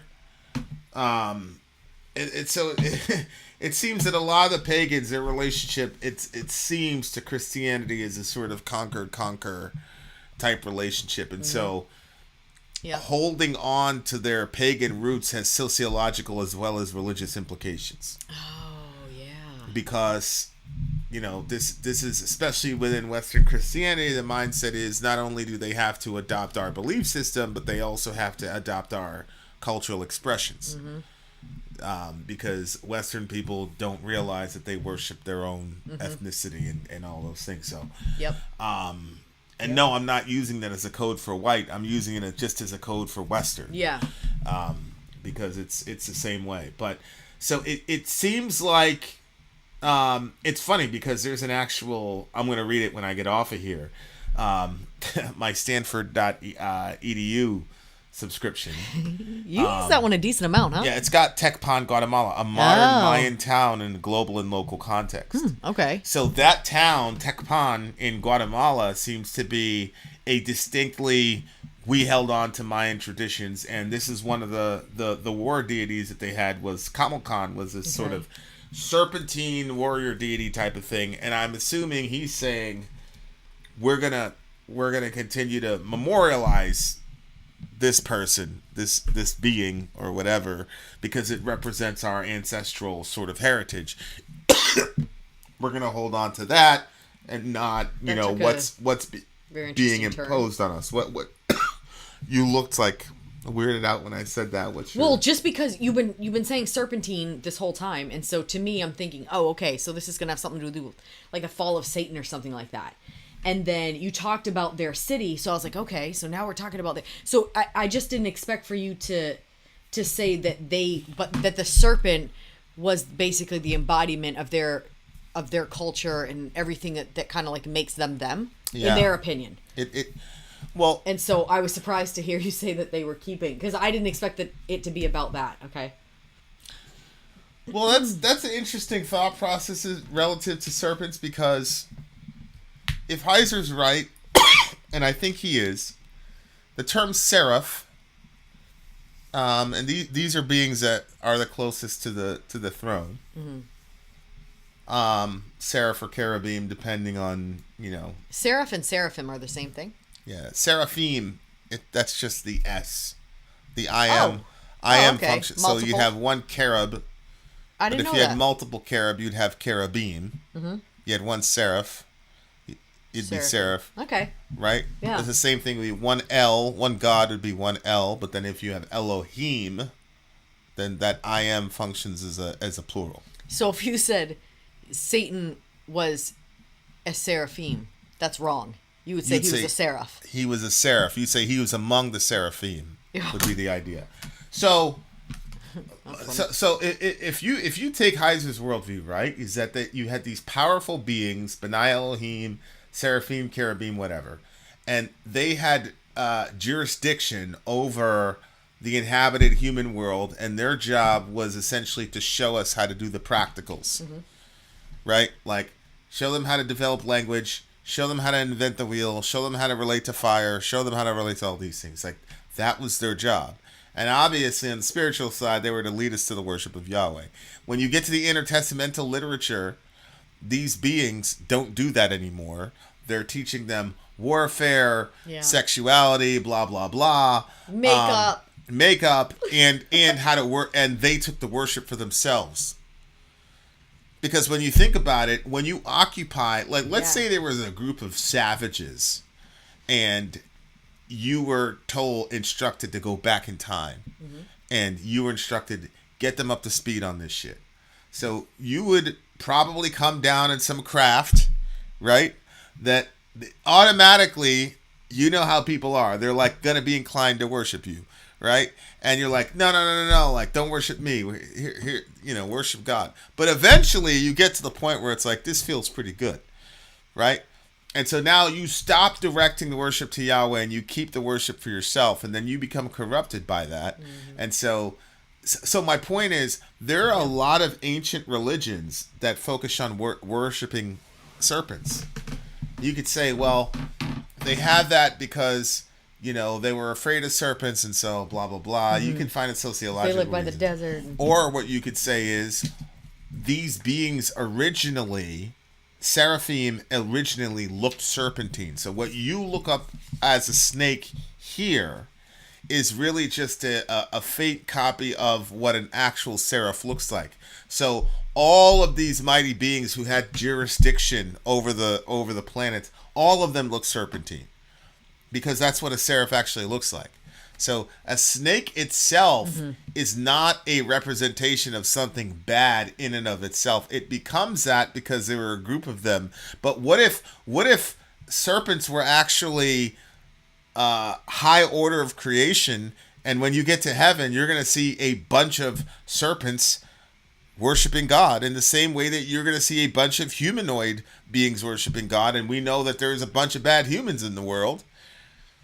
So that's a weird thought. But we know there's a difference between good humans and bad humans, right? So if you get to heaven and you see a very powerful yet serpentine type being, you're going to probably think, oh, this is a bad guy. But what if they were the original and they were actually really good, right? And so they were there to give you wisdom and all the rest of it. So that would explain to me why so many religions have serpents that they worship, or serpentine or reptilian type beings that they worship, because it appears, because seraph and serpent gets used interchangeably. We talked about this in Numbers with the curse of the, like, seraph and serpentine get used interchangeably. It would also explain the whole, quote, talking snake thing in the garden. It wasn't that it was an actual snake that you're thinking. It was the original sort of perception of these divine beings were serpentine. So hence why Eve would have no problem discussing this stuff. She wasn't talking to a garden animal, I don't think. I think she was talking to one of these beings. Right, and if this being came to her and got her to consider something other than God had told her, I mean, that means that this being did have some influence over her because she knew what she was told, and he came in and deceived her. So you're not going to get deceived by a schmuck. Right. You know what I'm so saying? when he says you shall be, I mean, literally it says you shall be as the gods or gods, and which he would qualify as. So my point is, I understand there's a very clear reason why a lot of these religions are devoted to serpents. I don't think it's because of the serpents in the ground. I think it's because they were interfacing with divine beings who appeared serpentine, and that's why they worshipped serpents. So, you know those churches that embarrassing on our side for this one, but apparently there are branches that consider themselves Christian, the snake handler churches. Do you think that there's anything? I don't know. You know like if I don't know where.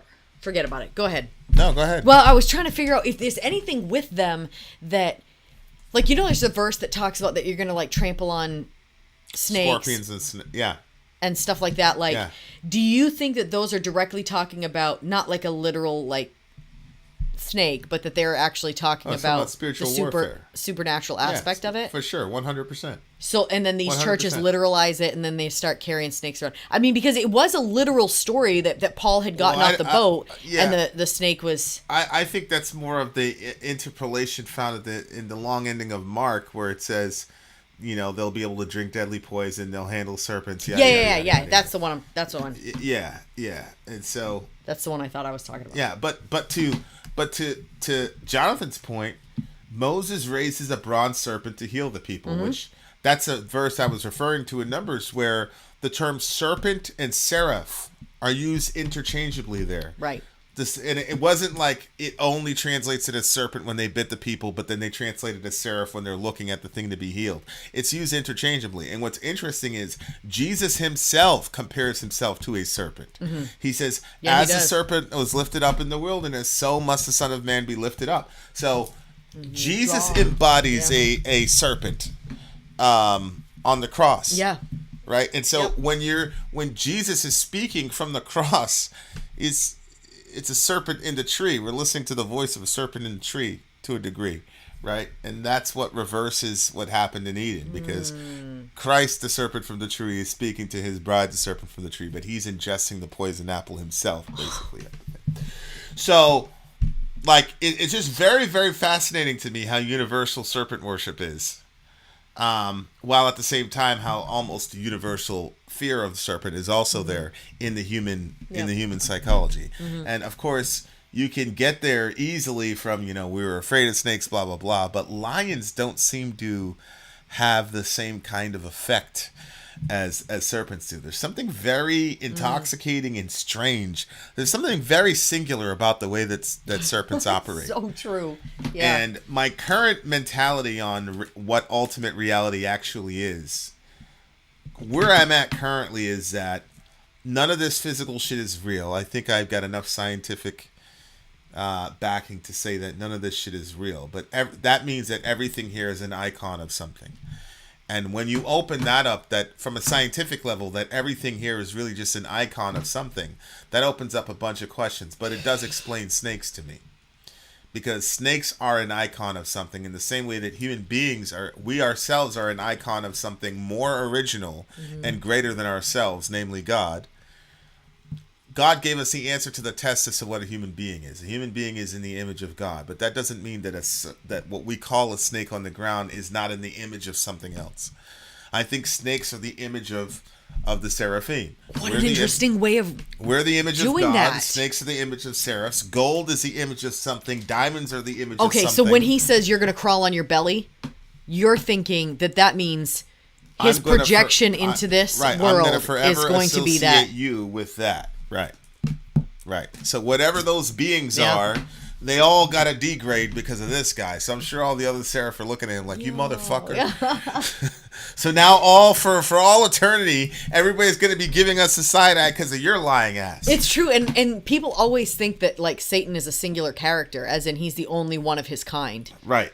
So Like, Yeah, and as everybody Jan said, just gets erased. Jesus became the serpent on the cross, right? And so in that way, Jesus is also redeeming the seraphim, because for the entire time, all the serpents in the trees, they've always been bad. So Jesus has to come and redeem them as well. So then when we show up to them, when we show up to them in heaven, Jesus is like, it's okay, because he could take that form and say, "See, I'm good too. It's okay. We're good." But we live in a world full of icons. So right now, the serpent function is that icon. But once that icon is served its usefulness, then we'll be able to look at serpents differently. That's crazy. I actually unironically think that just as humans are made in the image of God, animals are in the image of the angels. Yeah, I agree. Animals are in the image of the angels. Oh, that's interesting. Yeah, so that's the interesting thought. Yeah. That snake is in the Yeah, image you're thinking of a seraph, all around? That's interesting. Well, that makes sense, right? Because when Ezekiel and John see the cherubim, which are very closely related, say one had the face of an eagle, one had the face of a this, one had the face of that, one had the face of a man. So there's a clear correlation between the two. Yeah. So the entire universe is iconographic. Iconic? Iconographic, I think, is the term.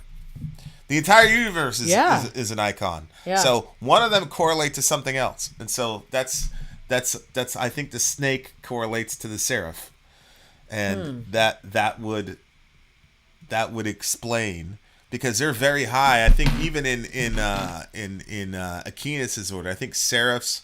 The cherubim or the seraphim, they're like it at the top, right? Before, when you get to God, obviously, there's an infinite distance. But if you think about it that way, they were the highest category of being. So for God to attach the icon of that being to a being that crawls on the ground and eats dust is like the ultimate. That's why I don't think that when you first get introduced to the devil, it doesn't say this mighty angel who was second only to Yahweh was more deceitful. Right. He specifically talks about him as a serpent that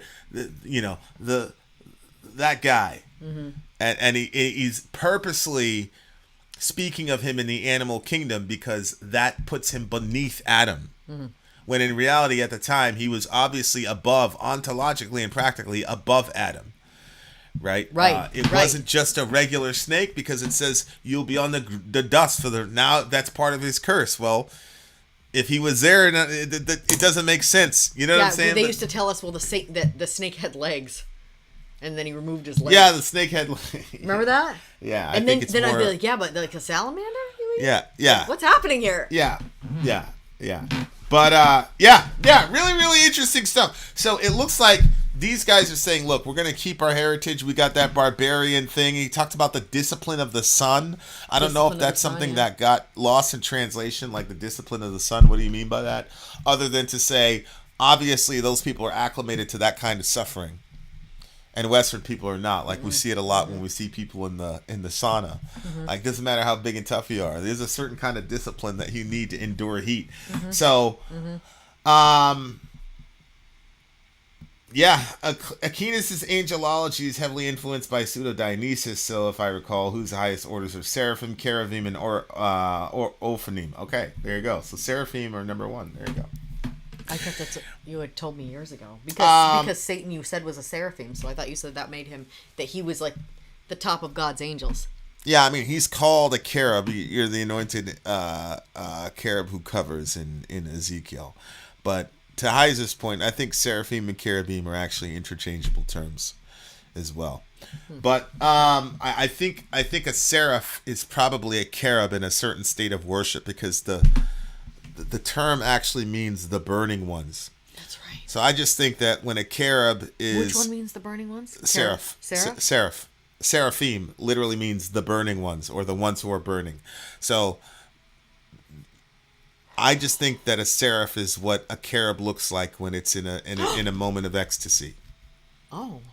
Right. So when a cherub is in a moment of ecstasy, like what Isaiah saw, holy, holy, holy, is in there shouting, that's the word seraphim, and it just means a burning one. So it just means, to me, when a cherub is in a normal state, he's a regular cherub, which means a living one, I think is what it means. As a matter of fact, in the Revelation, the cherubim are interpreted as living ones, like the four living creatures. Okay, if that was true, they're living ones. Yeah. But when they're worshiping, he calls them the burning ones. That's my whatever. Go ahead. What If that's true, I wonder if they have a special name for like human beings too, like when we're regular and then when we're worshiping. Yeah, like when you're the closest like I've seen on a human level, like that mixture of like the beauty and the power and the like when you're like in that zone worshiping God, like it's a spot. It's a sight. It's a sight to behold, which is something that's very difficult to explain to people.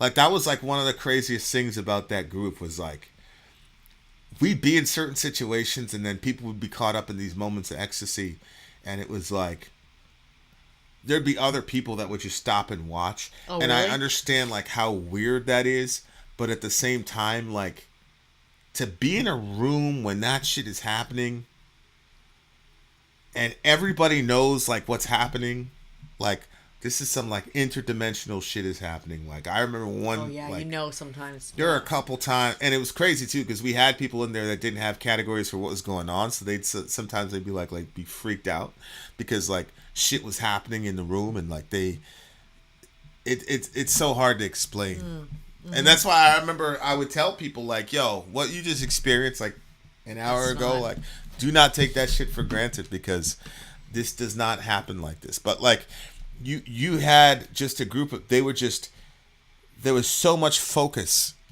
with those people at the time, like, and the leadership too was like so like singularly focused, and it's the best thing, the worst thing about it, like these people were extremists at the leadership team, and so it created a certain kind of environment that was exhilarating and fearful at the same. People were just weird stuff. I mean, and good weird stuff happened, but it's one of those things where it's like. I remember there was like one time where we had it was like a prayer meeting. There was not a bunch of people. There was probably like, I don't know, 10 people there, maybe 15. And everybody showed up. I can't really tell you a whole lot about the night. I just remember it was like the prayer, and we did different worship songs and stuff. It was just a really, really dynamic night. It was really, really cool. Though there was a girl that was there with us, and she had okay, so at that point in my life, I mean, I hadn't even drank alcohol, nothing. So I had no experiences outside of the ecstasy that you feel in worship toward your God, my God. And so my experiences that I was experiencing there was unbelievable in my opinion. But I had heard about, different people with drugs and alcohol and craziness, whatever. And so I was like, wow, I wonder what there would be for a difference. But anyway, this girl had a lot of experiences, stuff that I had never experienced, things I'd never even heard of. And I remember after that prayer meeting got done, because she was not like, she wasn't, I guess you could say, of the same religion. She was kind of like an onlooker jumping in to be like, I was there? Oh yeah. Who was that?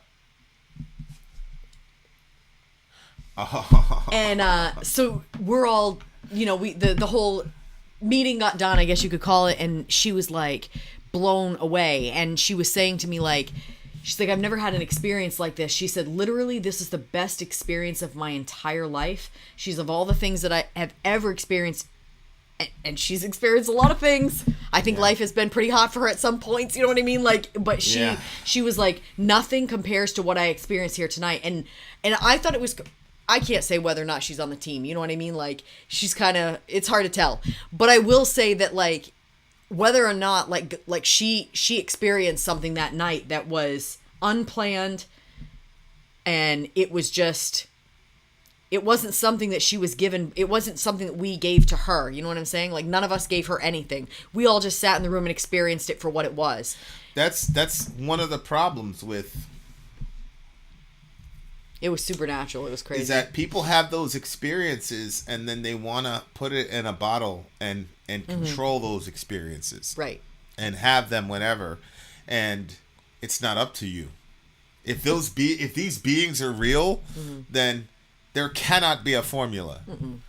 And so, like, that's the deceptive part of it. Like, there are other religions where it's like, you do this, and this spirit will automatically do this. If you have a system where a spirit or a consciousness is doing that, that's because they're playing you. You can't even control yourself What makes you think that you can control these beings that are obviously functioning in another dimension than you?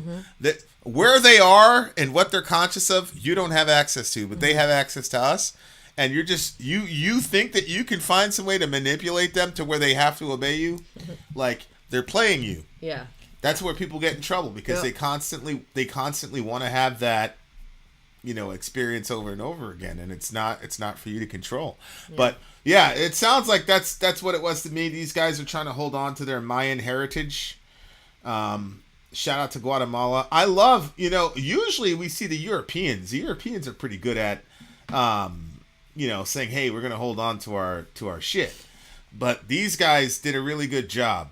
Really, really good job. No, John, everybody can chat. See? Yeah. So I really like this. That's why I said, like, this song is deep as hell. There's so much more to it. Especially, the more and more I look into this stuff, lyrically speaking and scientifically speaking. This was my song of the night, though, so this is a 9.6 for me. Oh, wow. Okay. So sonically, I went back and forth because there was some parts of it that I was like, what is this experience? And then there was other ones where I was like, yeah, what's this experience? Like it was just, it had just different parts to it that for me didn't feel like that they meshed, but I wasn't looking at the lyrics, and I actually kind of regret that because I wonder if I had, but it was in English, right? Yeah, it was English. Yeah. A lot of times when it's black metal, I don't know, for some reason don't follow the lyrics so much. I'm just trying to listen to the music and try to take it in. Maybe it's because it's not my thing. Did we get the stuff Kai sent us yet? Yeah, I've got stuff right over there. That's what I said. I said we got a couple of gifts. Maybe we open them after. But I see. Yeah, let's open them with Kai here. Yeah, let's finish this review though first, and then we'll jump into that because I'll end up forgetting. Anyway, so yeah, like it was kind of like that. Then when you started breaking down the lyrics, I'm like, wow, this is a really cool song. I really liked where they were going with it. I liked the conversation that it brought. So I'll give this one a 9. Yeah, the 9.6 to me. I really, really, really enjoyed it a lot. 9 out of 10 for me. Good song. I'm a really big fan of this band. Ha. Very well. Very well. Apparently, that's the second time we've reviewed this band. Shout out to if you liked it, there's another one out there. Another review out there. This band. Is there another one coming for this band? No, I'm saying MetalCat said that we already reviewed them before. So looks like that's from MetalCat. Yeah, we did. That's from MetalCat. We did. Look it up. That's from MetalCat. And this is for Emily Forever. Emily Forever.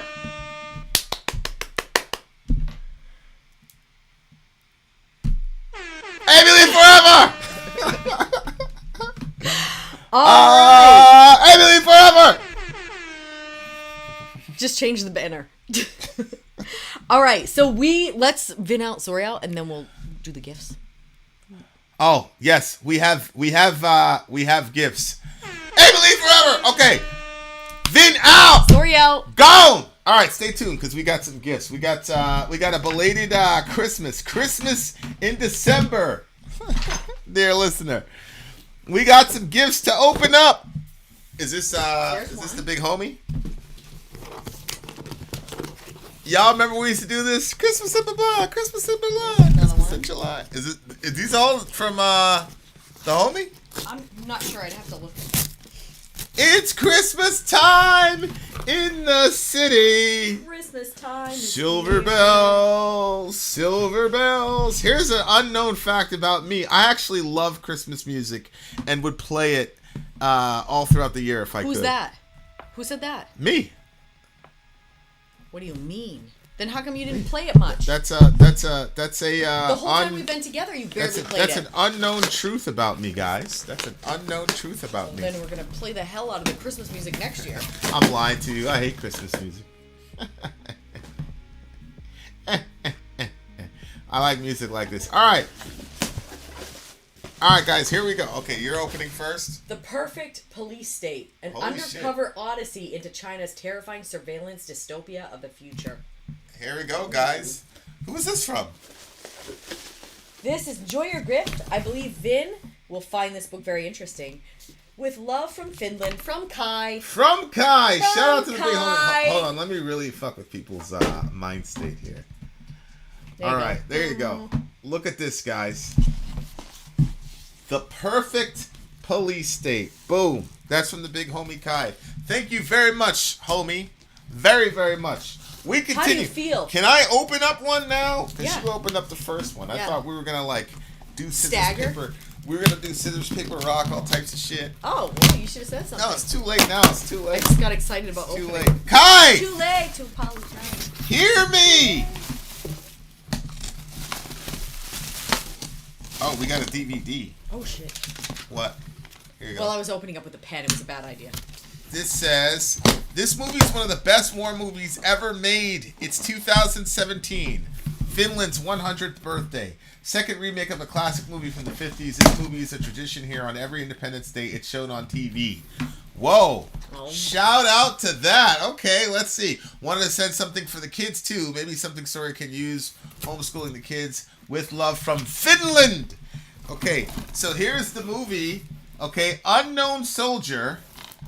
This is basically like the 4th of July for the Finnish people.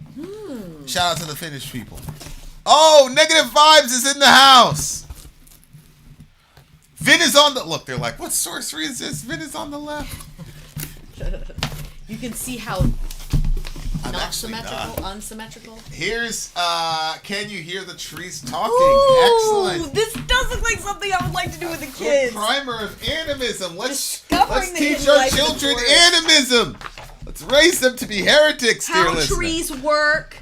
Look at the leaves. Oh, I'm going to have to do this with the boys. They're going to love this. Okay, here you go. Remember the email about the movie, Kai says. Okay, is this the last one? Is the last one? I don't remember. Yeah, that's the last one. Look at this wrapping. We should have had Orion. We should have had... You see how strategic Reza was when he was Oh, yeah. opening He the stood present? there. Rachel's too. He would stand there and look at the gift, and he'd try to find the weakness in the wrapping paper and then dig from there. But you have to understand, like, this People are, kid is like, into legit- everything. They're and like legit uncomfortable. so weird. That's what I'm saying. Like, look at this. We got to do something. I want to do something with this in the studio. This kind of wrapping paper. It's true. We could make clothes out of it. Do something. Like maybe we put a cage over that thing over there. There's a lot of shit we could do with that. That's a weird feeling. You guys, it's paper, but it's like... What's up, Jam Noob? Yeah, that's It's badass. the whole thing's made out of paper. It's That's very really badass. bizarre. Oh, Let's see what it looks like kind of Whoa, dude. Amorphous. Whoa. This is amazing. This is a band that you love this.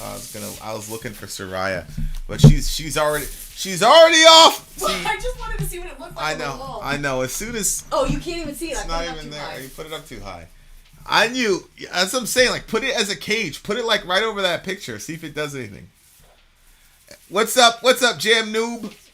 As soon as Kai got in that bitch, I knew you were gonna go and be like, oh, blah blah blah. Look at this, guys. It's like the definitive. It literally is the book on Amorphous. Literally the book on Amorphous. Holy smokes! It looks like cage him up. That Huh? doesn't look good. You can't even No, see it doesn't anymore. look good. It doesn't look good. That's I just want trash. you to get it out of the way. Just get it out of the way. Wow, Kai. Look at this. I wish you guys could see like this book, dude. A story about friendship, perseverance, ambition, and love for music. Amorphous, founded in 1990, is one of Finland's most internationally successful bands and pioneering musical exports. This official and authorized biography covers the first 25 years of the band's history from 1990 to 2015, Oh, wow. shedding light on the eventful story of Amorphous in a thorough, informative, and entertaining way. All current and former members of the band, as well as several other people from behind the scenes, get to have their say in the pages of this book. Okay. It's the realness, guys. Beautiful pictures. Look at the inside of this thing here. Like, that's what's up. Shout out to the big homie Kai. All right. We So appreciate he you, buddy. says Oh, that's a spoiler alert. Oh, but spoiler for what's in the box. So one of the gifts is a DVD. It's a movie, that one, The Unknown Soldier, one of the best war movies ever made in my opinion. While the 1955 film adapted is the best. This movie is an adaptation of the best-selling 1954 classic novel of the same name by Leona Lima. I don't know. I don't know why you keep referring to me. I don't know the answer to these questions. I know you don't know the answer, but it doesn't matter. It just sounds better. It sounds less like when I say it, even if I'm trying, it sounds like I don't give a fuck as I'm reading it. You read it, and it sounds like you were trying to be, nice about it. The Unknown Soldier. Some people love me. Why do Vin gets gifts? They're really not for me. They're for Soraya and the kids. Nobody actually gives me gifts. Why are you trying to gaslight these people? That literally the police state one was literally stated it was for you. That's true. That really doesn't work. We feel very uncomfortable. Kai's different because everybody knows when me and Kai hang out, we're going to walk off into the woods. Okay, well, Kai wants this read to you, so just please wait. The Unknown Soldier is considered his magnum opus, and the novel is also considered to be a part of the national legacy. A fictional account based closely on Lena's own experiences during the war, the novel presented a more realistic outlook on the formerly romanticized image of a novel and obedient Finnish soldier. Lena gave his characters independent and critical thoughts and presented them with human feelings such as fear and rebellion. You know what? Well, I'll say that. No, I'm going to jump in now. Negative vibes also got me these beats. Right. That show, The Chosen. I use them every single day. Literally every day. And the kids. Yep. Vinny's been watching this show called The Chosen, and what they're doing, I haven't watched much of it, just a little bit that I've seen, like the way that they present the characters, they're so I feel like it's the most human I've ever seen characters in a movie or a show. I've never seen this before, because I was like some of them, they present them so real, I felt uncomfortable. I was like, oh my gosh, this is so, it didn't feel like I was watching an act. Peter was trying to be fruitful and multiply, but all the disciples were in his house and shit, so he's trying to get all but then one of the disciples was like, hey Peter, where's the French fries or whatever? He's like, are you serious? I'm trying to, it was good. It's good stuff. Which they don't usually put stuff like that in those. But anyway, okay, so. And I think they're purposely trying to stick it to the Catholics because Probably. Peter's the only one that's up on his girl like that. Why? Catholics don't believe that? I mean, Peter's the first pope and the celibacy and all this. Okay. It's impossible to say that Peter was single because, I mean, Paul explicitly says a wife wife. Peter and the other apostles. Yeah. So they were married. Most of them were. That was the default setting of these guys, is they were married. So it's just funny to me. But yeah. Anyway, go ahead. The Chosen. He says. So I would just jump that in there because he was saying that they. Lena made the characters really relatable. The Unknown Soldier chronicles the continuation war between Finland and the Soviet Union during 1941 and 1944 from the viewpoint of ordinary Finnish soldiers of a machine gun company. The first movie adaptation from 1955 is the most successful movie ever in Finland. Since 2000, the Finnish Broadcasting Company has broadcast the film every year on Independence Day of Finland, which is December 6th. So it's a tradition here in many families. Oh, okay. Best regards and peaceful Christmas time to your family. That is perfect. That is perfect. And everybody knows I love me some war movies. I shouldn't, but I do. Thank you so much, Kai. I really, really appreciate it. I really appreciate it. It was very, very good to have Amy Lee in the chat for the entire time. Shout out to Amy Lee back in the house. Hey, MetalCat. Shout out to MetalCat, man, for introducing me to this band. Very, very thought-provoking selections this time, MetalCat. Yeah. The show went a little bit longer. Some of the reviews went a little bit longer. My bad. But some of the selections here, man. We really, really, really had to dig. I halfway through the song, I was like, "Fuck, man!" if I say what I really want to say about this shit's gonna go on forever. He's gonna be like, "Yo, shut the fuck up and just." I'm you know gonna what I'm work saying? in the morning. But I was like, oh, like I don't want to do like. I was like, it's like 45 minutes long. But anyway, Metal Cat you were a good sport. I appreciate it, man. Just a lot of I was trying to show some of the diversity in black metal. Yeah, like if you think about that, I already finished your review, but that last song, like Amy said something to the effect of like. You know, Quentin Tarantino, you don't know much about Quentin Tarantino movies, but it's a Quentin Tarantino movie, and, like, it starts off, like, dun dun dun dun dun dun dun dun, like that mestizo type, you know, thing, and then it goes to, like, Japanese, like, everybody's dead, bloody, bloody, bloody, and then it ends with that dun dun dun dun dun dun. So she called that from the beginning, and the song exactly went that way. It was unbelievable. It was really, really cool. So, yeah, good stuff. Good stuff. Thank Lindsay Sterling and sorry. Who the hell is Lindsay Sterling? That's that Lindsay person she was talking about. Did you found her? What do you mean? I'm the one that, what do you mean I found her? Well, she messaged Amy, me about a Lindsay something. No, I was talking to, what happens is confusing because we're all using the same messenger. I was messaging her because I started watching this. It was, you guys, I was having such a journey. So I'm watching this Lindsay Sterling person and like she had Christmas songs and she just plays it, but she does dubstep. That's that thing where you do with your feet, right? Anyway, she's just doing it's so beautiful. I was just no dubstep like, is that type? No, that's like a certain type of like techno. Okay, then I misunderstood what you're saying, Amy. I thought that was the way that she was moving her feet. Apologies. Anyway, like I'm watching her, she's just vibing with her violin so much, and I thought to myself, oh my gosh, if when I was a kid somebody had come to me and shown me her stuff and said like you can pour your soul into an instrument like this, like try to learn the violin, like because I find the violin to be so feminine and yet so friggin' powerful. It's just such a great instrument. So she was like playing her heart out, and I was like, I felt such a, I don't usually feel connections to artists, but I felt so connected to her. Like, this is so beautiful. Like, I wish that like I could Was she the one that was that video that you showed? Yeah. With Chosen? Yeah, right. That was one of them. And so I listened to another one and like I vibed with her again. But then at the end, she was like, oh, she was so cute the way she came on to just say, she was like, you know, like, she basically said like that she hit a point in her life where she felt like that nobody could see any beauty in her. And you're sitting there like, what the fuck? I mean, she was able to do this amazing music. And so anyway, she was saying like, she basically, she's a Christian.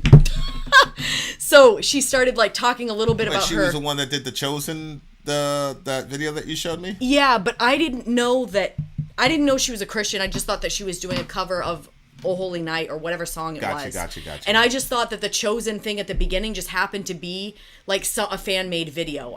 I didn't even know until this actual moment that we're talking that she did it for Chosen. Yeah, that's on the Chosen soundtrack. Okay, I totally didn't know that. So I didn't know she was a Christian, and then she did her little speech at the end, and like what she said was just so like. She was on American Idol apparently. Yes, I think I saw that you could watch them. Well, anyway, so I'm listening to a number of her songs, and then it goes into this My Immortal one and then I was like, is Amy Lee gonna be in this? And then all of a sudden, sure enough, yeah, Amy Lee was in it with her. I'm like, oh my gosh. Her? Yeah, they did it. Well, I mean, okay, maybe I misunderstood what was going on. Let me look at this again. Or is it a mashup? I thought that they were doing it together, but maybe it was a mashup. Okay. I don't know now. But that's why I reached out to you, Amy, was because I was like, for sure you must have seen this. Oh, I thought that was Amy asking that. I was asking like, who? Us? She brought it. I saw a Lindsay thing in there. I was like, oh. That was me messaging her about Lindsay. And then you jumped in and you were like, Lindsay Schoolcraft? And I was like, no, Vin. And I responded back to you. But the whole thing was confusing because we're both messaging on the same messaging system. See, so I told you after, I was like, no, Vin, you got that, whatever, but. Oh, okay. Yeah, there's a whole discussion thing that I didn't. Sterling. Oh, yeah, that was you. That was. That's funny. Okay, that solves the mystery. See right here. It's not My Immortal. It's Love Goes On and On. Yeah, here. Lindsay Sterling and Evanescence, My Immortal, with Amy Lee vocal. I think they did it together, right? Or no? I don't know. Or did somebody else mash that up? Amy, do you know? Well, Amy says that. Oh, Amy already answered? It's Love Goes On and On. She also has Shatter Me with Lizzie Hale. Yeah, from I Hills. see Love Goes On and On. So right, that was the one that I saw. Love Goes On and On. You're right. I got so you. did they do that together? It looked like they did. Well, I'm sure if they were in the same venue, they would have done the thing. No, together. they did the song like. That's what I'm saying. If they were in the same area, the same venue, but all right. So I'm still confused. Amy, can you just text me? I'm still trying to figure out. This looks like an official video. Yeah, official music video. And they're in it together. So they did a song together. Yeah, that's the Love Goes On and On one. Right. That was my thing. I got the song mixed up, the Mina Morta one. But I'm like, they did a song together. That's so cool. Anyway, Amy, I have more questions. Can you just text me? I see that we're holding up the entire chat to what I'm saying right now. They had concerts together. My Immortal is possible. Yeah, I mean that seems like a logical explanation to me. My song they did together is awesome. Oh, so you do like the way that they go together. I thought that they did well together, but a little bit I thought it was odd a little. Anyway. And I am now going to land the plane on that note. Love your neighbor, take care of each other. Vin out. Sorry,